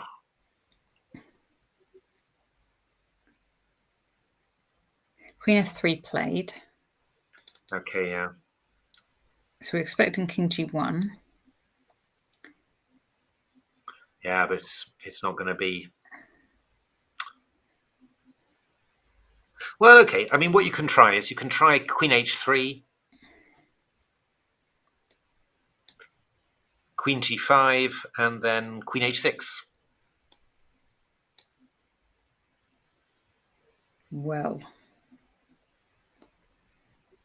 Queen. That's not silly. That's not silly. Oh, that's actually quite dangerous. Wait a minute. Queen, okay, I know what I'm doing. Queen d5. Okay, queen g6.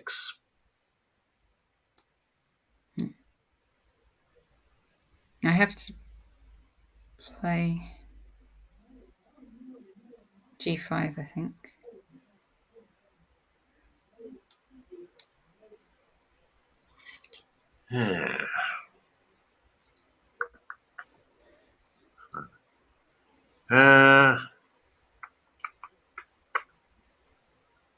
And then if you're not careful, I'm going to go king g2 and rook h1.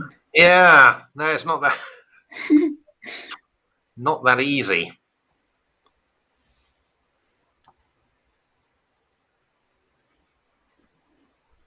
Yeah, you're getting to the point where you start thinking, I'm going to have to start thinking about perpetual.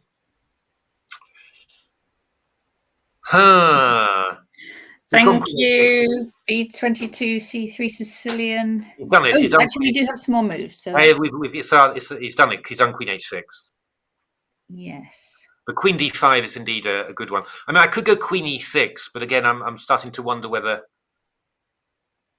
I don't really want to open up the Queen e6. So can black bail out with a draw at this point, is the question. No, black's not bailing out for a draw. I mean, black's always got a draw, but it's I mean, I'd still be hoping to try and make something of my two queenside pawns. I mean, that's the thing. But I think queen e6, rook c1 probably is nothing. Is fine to start with, and there's probably other moves as well. So right. Well, not rook c1 now. Probably take on e6 first, but sorry, yeah. And rook c1 probably. You'll somehow manage to swap everything off. And if you get a pass, if you get your king's free now, and it's just not going to be anything. So I think a couple I'm going for a win. Nah, but a couple of I mean, so a couple more moves a couple of good moves from Jacob, and you will have made the draw again. Amazing. Yeah. What a tournament! Yeah. Yeah, amazing tournament. Incredible.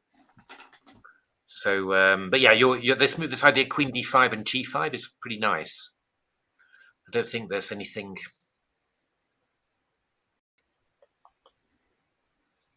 Don't think that I can really do much about it.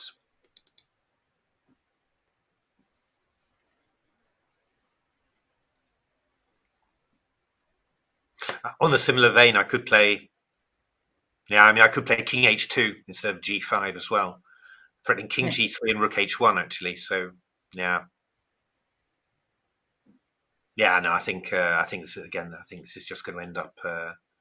Looks like it's just going to be a draw. Okay, shall we see if there's any more results? Just while I'm thinking. So this one. Oh, that's quite positive. Managed to get a past a pawn now. Yes. King's a little bit weaker, of course, but yeah.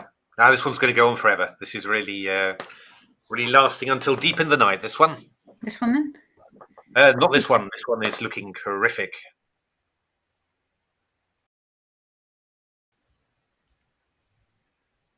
Yeah, this is looking very, very good. So, yeah, I mean, the only thing you can think of. No, but it's horrible. It's just awful. Now it's completely gone. This one for black. So, yeah, rook c7 will be played. And Peter's played king g3. Yeah, he's played king g3. He's just going to go h4, and then he's just probably going to end up. He might go h5. He'll probably take on g5, I think. And I wonder whether is that really the right plan. Actually, come to think of it, it'll be good enough. It'll be good enough. Yeah.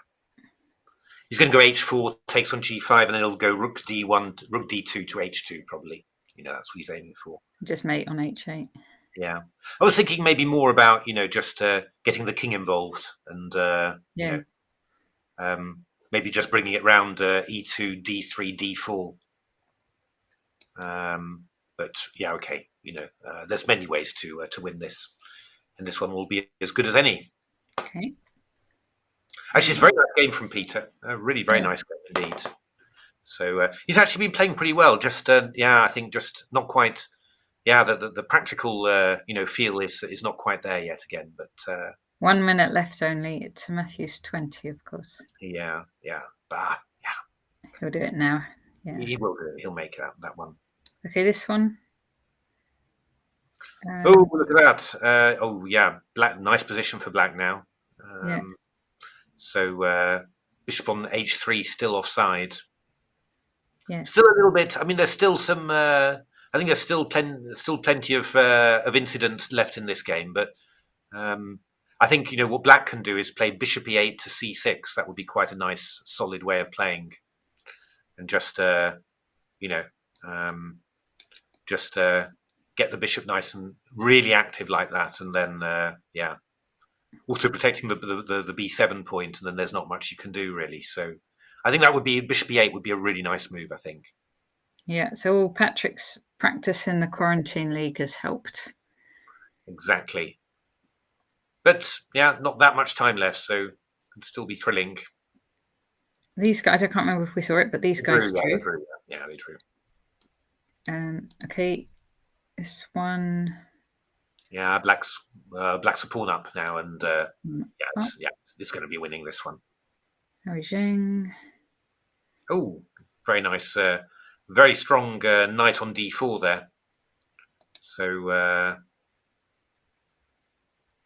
yeah, but Black's going to take on d5 actually, and have ideas of knight f3. So yeah, ooh, sharp position really. But I think Black's. I think is Black the one pressing? I suppose the one thing actually that it depends on is after Queen d5, we've got Rook takes d4. Yep. And after E takes d4, we've got Queen b3, which is really annoying. Oh, swapping queens. Yeah. And then you just go, but maybe, I'm not sure, because you go Rook c8, I'm not sure. It's not 100% clear. But maybe it's just one of those ones where all the pawns get exchanged off and it's a drawn rook ending. That might possibly be it. Actually, he's done his rook to... A8 first. Oh, that's probably just sensible, probably.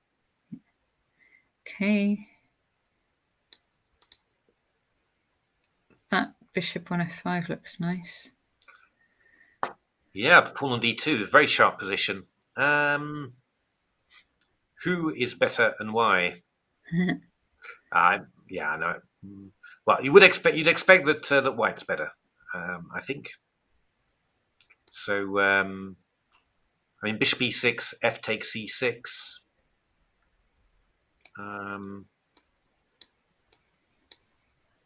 Maybe you can just play e4 then. Actually, is that possible? It's possible. Yeah. And then it's going to be tough to. Oh, but there's bishop c3 though. It's not completely finished yet, like that.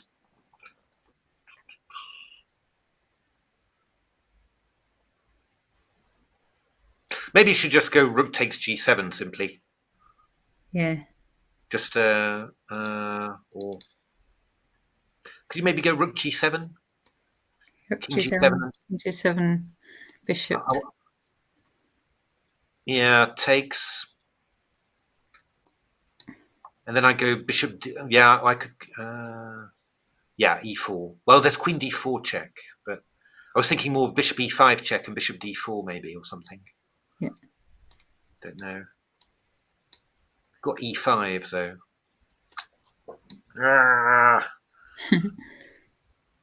No, 100%. Take it and then come back again. Yeah, we've got queen d3 then. That's the annoying thing. I'm not sure about that. It needs a little bit of. There must be something clear where you can just, end up in a better ending simply and get rid of that. But it's not 100% easy, I have to say. Right. White has taken on e6. F takes e6. I'm going to whiz back to the top and maybe see. I can just play something like king f2. Maybe I just need to be a bit calmer. That's probably the way. Okay, here we are. I play queen e6. Queen e6. So the contention is we can take it and put our rook on the open file. Yeah, I think we can take it, play the rook to the open file. Absolutely fine. We should be fine there. Yeah, I mean, Black can play something like b5, for example. And then I go rook c5, b4, and I go king g2. And I just wait, basically, Yeah, king g3, for example. Yeah. And you take on b3, I take on a5. I mean, it's so that's just not obviously nothing at all. Yeah. Yeah, he's taken and gone c1. Jacob has, so he's going to make it, I think. Yeah. I mean, yeah. I mean, it's always tricky. I mean, you can always mess things up, but it's yeah. I mean, yeah. As long as he doesn't relax, I mean, he's definitely over the most difficult period now. So yeah. Okay, let's just check. I think Nina's game was still going on. And Len, yeah. Len is rook up, so that's going to be fine for her. Nina and Nusha. Oh, that's less good, really, that the dark square bishop has gone. That wasn't such a good trade, really. But okay, we can play playing c6, I guess, or we've played rook e1. Rook e1. Oh, Nina, tactics. But what happens after queen takes c5 then?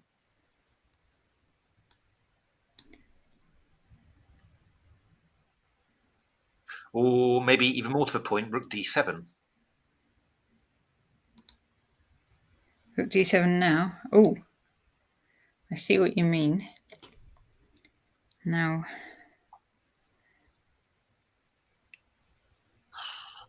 let's have a look. So, yeah, I was just saying bishop f4 a few moves ago. Bishop d4 looked better. Should we just see that moment? yeah. Oh, here we go. So here. Yeah, bishop d4 looks very strong, I think. Yeah, this was really strong. Oh, God, this is winning. Because, when the queen moves away, I've got queen takes h6. It was completely winning. Yeah. Okay. So rook e1 played. But okay, rook d7. I mean, queen c5. I'm not 100% sure what's happening there, to be honest. Yeah, but this rook d7 now you say it, this looks very nice. Rook d7 is quite nasty. So, I mean, you've got two moves, I think. Either you go. I suppose you could go rook e5, rook d2, and then move a pawn. and then move a pawn. Go h3 or something, or h4.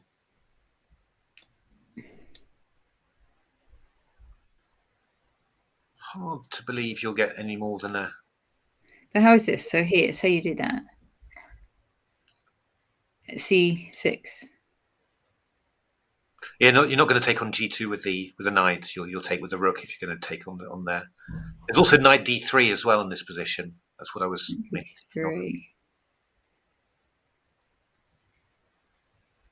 Take. Yeah, knight c5. Okay, and you're going to be worse. You're going to be much worse anyway. to take there and then here maybe. Yeah, and I go maybe rook a2. I think.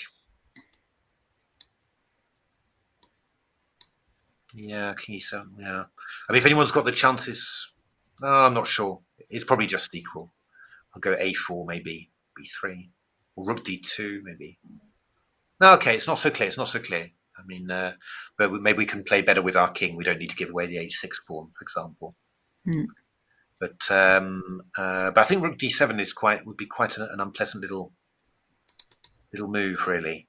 It's a real shame because she hasn't done it though. Nusha has played rook b7. Oh, okay. Now this is under control again. Well, like c6. Yeah, c6 and queen d6, for example, looks really strong. Maybe I mean queen d6 immediately. Maybe I don't know. I mean one of those. Just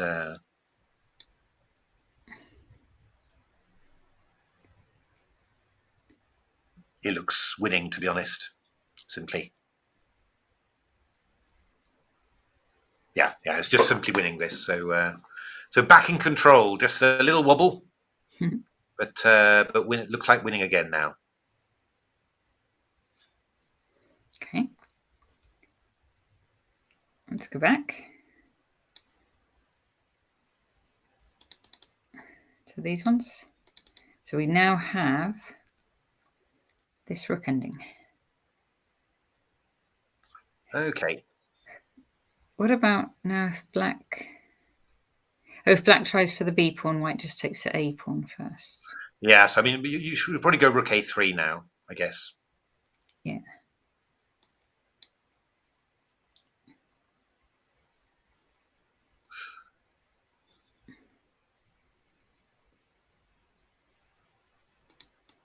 take something? No, you won't do that because we'll take on e4 on b3 then. You're just going to take g2 and king g7. Yeah, okay, king g3 to f4. Oh, Yeah. God. Actually, white's probably a bit better here. No, white's better here, actually.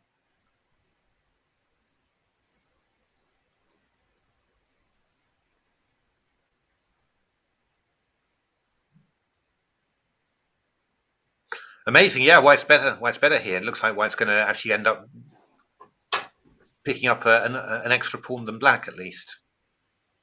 Maybe. Yeah. Not so well. All right, king f6. Yeah, king f4. King f4. Rook here. Yeah, I'll go probably. Do I want to go g5 check? Yeah, I'll go g5 check maybe. G5 check. Not King. sure. Not sure. Move back that way. Okay, I'll go king e4. So if you take this. Yeah, rook a5. A5. Rook b2. Rook a7 check. Rook a6 check. King e5. I don't know. I'm a bit uncomfortable, to be honest. I'm not feeling very happy with black about this. Yeah, this is rook a7 check.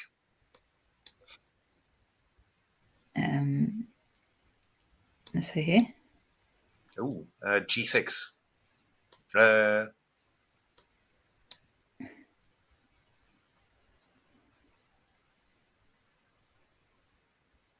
Yeah, okay, king d6. Oh gosh. Right, I better check. Yeah, king takes e6. Then I think that I can just go king d5, king d6 again. And king c5. Oh. g7. Have to do this. g8. Queen? Queen, yeah. Rook. Rook. Let me just get that right. There you go. And rook a8 check. Yeah, and you get back. Facilement. Okay. Rook b8 even. Yeah. Oh, I don't know. Yeah, this is a yeah. Got to be a little bit careful with black here, I think. Incredible. That would be even more amazing. My goodness me. Yeah, no, it's quite shocking, but yeah. g5 played by white. So okay, g5. Yeah, stopping the king from getting close. I think it comes to the same thing basically, but yeah. But it wasn't actually winning, or was it? I'm not sure. It was very close. It was was actually rather painful for black because the king was too. The king got too passive somehow. Yeah. Probably we shouldn't have gone round to e7. We should probably have stayed on g6 somewhere, so you get the chance to move forwards, somewhere. But yeah, I don't know. I mean, it's just rather unpleasant, I think. But it should be a draw. It should be a draw, I think. Yeah. I think we keep our king f7, and then when we get checked, we go to g6. That's the basic idea, I think. And as long as we don't get pinned to the back rank, then we're doing fine. But it's a little bit, it's a little bit. Yeah, it's one of those things. One of those things that happens. You try and grind, and somehow it, you end up having to defend instead. But it should still be possible, I think. But it's a bit of an annoying ending to defend. All right, let's just see how Peter's doing. We can see how Richard's doing on the way. Okay, so that pawn's been okay. Whew. Yeah, I mean, at some stage, basically, the black king is going to start running. Yeah. And it's going to start trying to move over to the a pawn. So it's going to be a long and difficult journey. Yeah. Yeah, I would imagine this. I mean, this It's should. taken its first step. There. Okay. Yeah. Okay, Peter. I mean, he's going to put the queen on b6. You know, where it covers everything, and then afterwards, try and get the king safe somehow. Then move the a pawn, and yeah, it's possible. It's possible to do it, but yeah, I think that white should really be able to survive, of course. Yeah. Okay, this one. Yeah, this is looking very good. Oh, but it's time. It's time. 15 seconds. Oh dear. I don't envy him playing this at that time. What's he done? Oh, he went rook h3. Are you sure about that, Peter? Because he's given away the e5 pawn. Oh.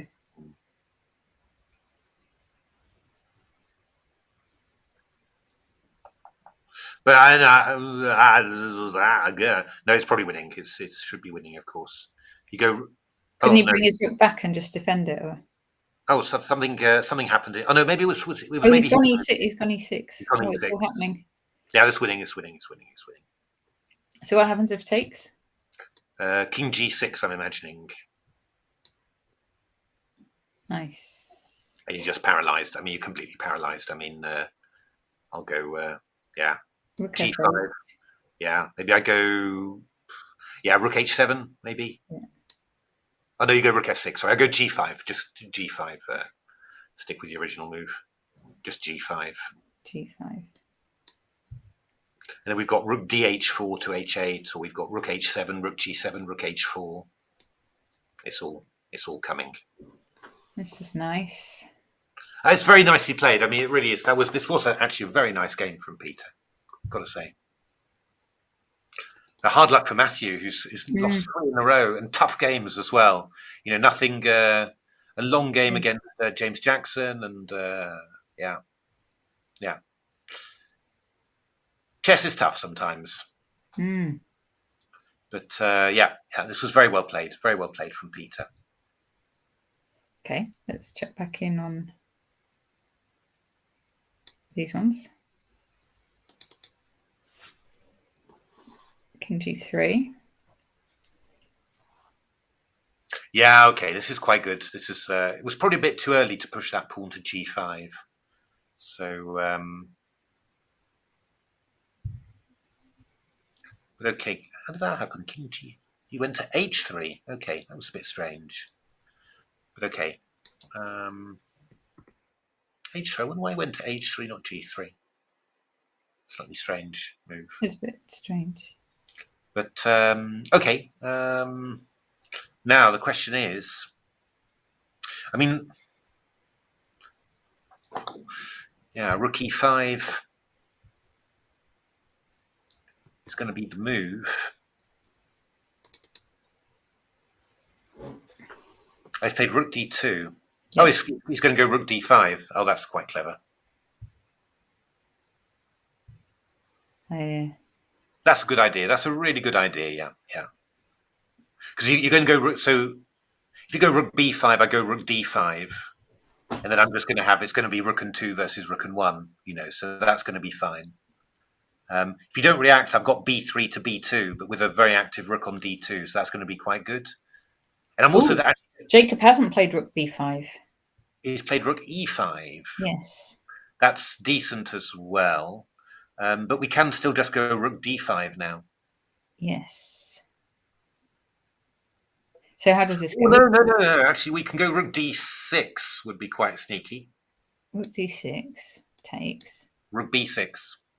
Rook b6 would not be pleasant.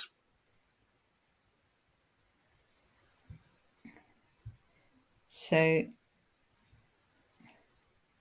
we have to get behind that pawn again now, or in front of it.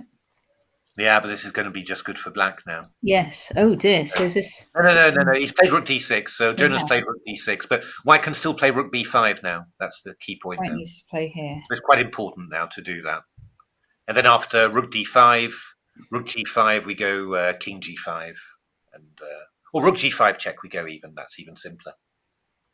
Yeah. It's going to be a draw now. Yeah. Rook d5, rook b4, rook g5, king f4. I've got rook f5 check, so I take king f4, rook f5. Easy. So so Jonah's going to hold that. Yeah. But amazing performance by Jacob, and that means that that nobody is that only James Jackson is within a point of Hebs. And did you say they've played? They played. Yeah, Mark beat James.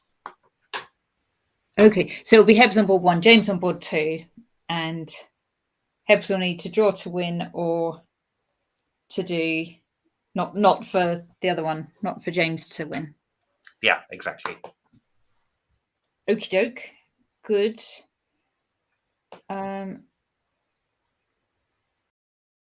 Let's. Peter's actually won. Oh, very nice. Nice finish. Very nice. Anything else still going? Patrick Duncan was winning, we thought. Oh, it's got unclear again. My goodness.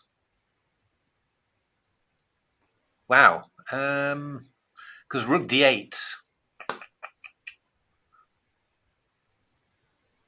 It's going to be a little bit awkward, maybe.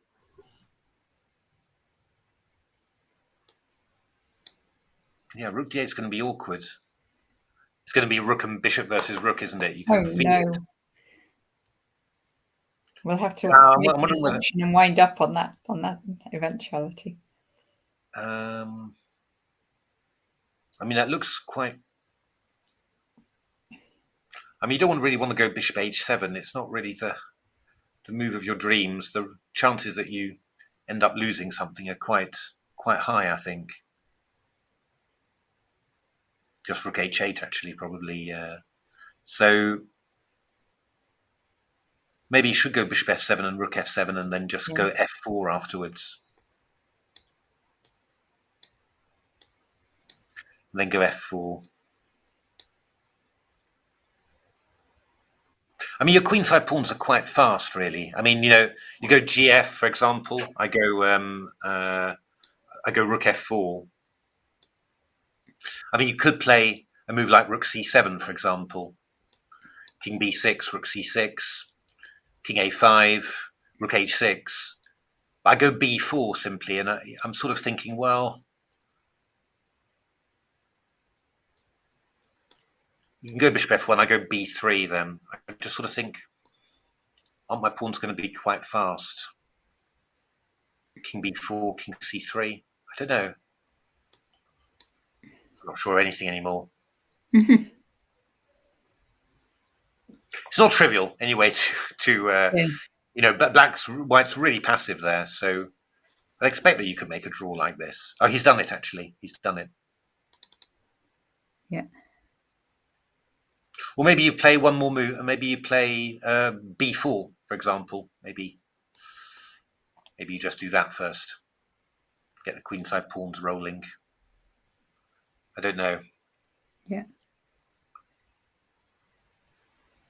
It's the sort of position that makes you realize just how difficult practical chess is. You have to take all these decisions, and you don't really know at all. All you can do is, in some ways, is guess and try and reason somehow. And calculate a bit, but it's not easy. Not easy. We're going to take one last look at the game on board 3, and then we'll wind up. Fair enough.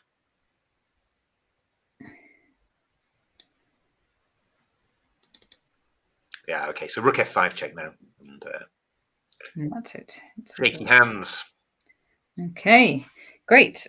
All right, so who have you got commentating tomorrow morning for the final round? John Ems. Oh, are you doing it together with John? Yes. Fantastic. Yes. And then if there's a tie break, but I don't think there will be. If there's a tie break, then it's you and I back on at 3:00.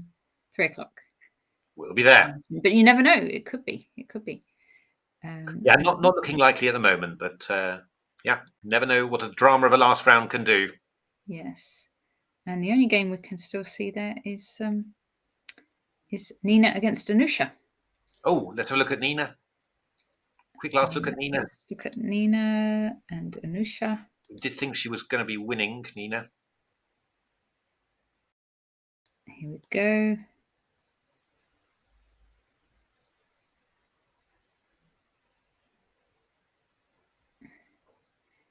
So, oh, it's still complicated, I think. Do you see it? Yeah. What's happening here? Because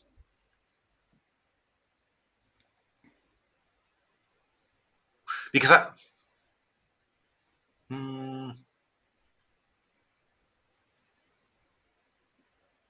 No, maybe it's not.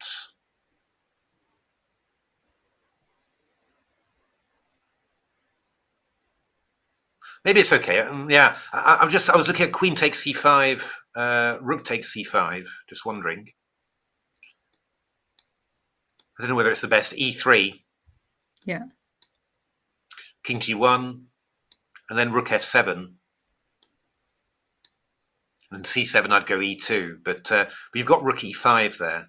Yeah. And then if I go Rook c7, then you go Rook e6, and you're sort of Okay, and then bring the king in. And then bring the king in, and you're keeping it all together. Really, you're just not quite fast. So I think probably this is all going to work out fine for Nina. She's a pawn up actually as well, which I just hadn't realised either. So, I mean, probably the better move for Black is to play maybe something like Queen d2. Maybe I suppose. Not exchange off, but play Queen d2. Oh, she's played it. Yeah, okay. Queen c2. Queen d2, Queen c2. Queen c2 played, and now e3. And e3. Was Queen c2 necessary?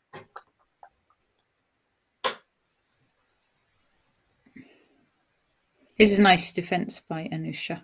Yeah, it's good defense. Well, it's not clear. Not clear this whether this is going to be winning. Well, there are good chances. I mean, that pawn on b4 is going to be quite weak. We're going to take the rooks, the queens off. Play Rook d1 takes d2. It's a bit tough to stop the white king. Yeah. Well, yeah, not sure. No, I think it's going to be. I think it's going to be winning for white. This. I'm not sure whether Queen c2 was the best move. Maybe I was thinking more about hitting that, moving the rook to f1, and then trying to hit the. So here, Rook f1. Yeah, but maybe Queen c3 was the problem. It's just I've got stuff like Queen d6, for example. You know, and Queen c6. I've got Rook f7. So I don't think you can grab my pawn. I think I'm sure you can't do that. Mm. And if after Rook f1, if you go, the key thing obviously is whether you can go e3 or not. But I was hoping that I would have something like Queen e5. But maybe it's not so clear. I mean, maybe you could just go Rook g7 or something. Curl up in a ball.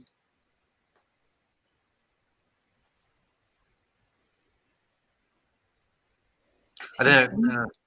C7 e2. It's a little bit irritating. Oh gosh.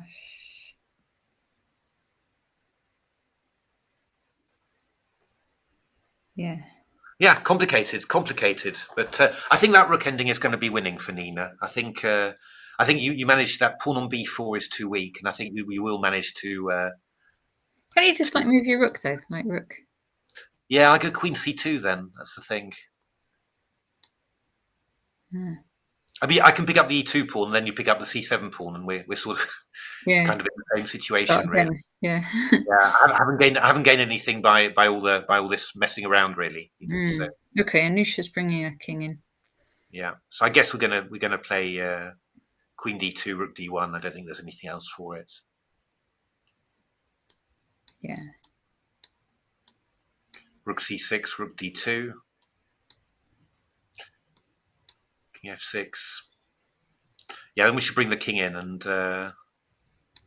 Black's king is more active than I'd realised, to be honest. Hadn't realised it was coming in so fast. God, that's not.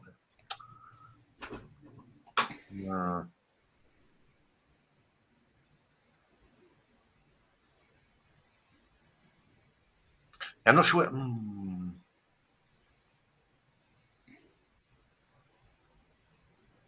Yeah.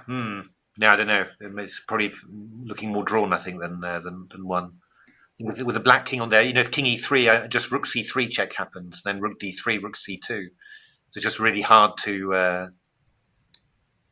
Yeah, the king's really fast there. Yeah. Rook c3. Yeah. I think good. I think it's just good defense by Nusha. Yeah, very good. So, but this bishop d4 really. This move before the instead of bishop f4, that was really the one where you say, "Oh, that was a huge chance." Oh well, we'll see how that goes. But anyway, have a good time tomorrow with John. Thank you. It was going to be an exciting last round. Sure, it will be. Yes, very exciting. And thanks very much to everyone for watching and listening to it. Thanks everyone very much for watching. Yeah. 4 hours. My goodness, that was a long stream. All righty. See you later. Thanks very much.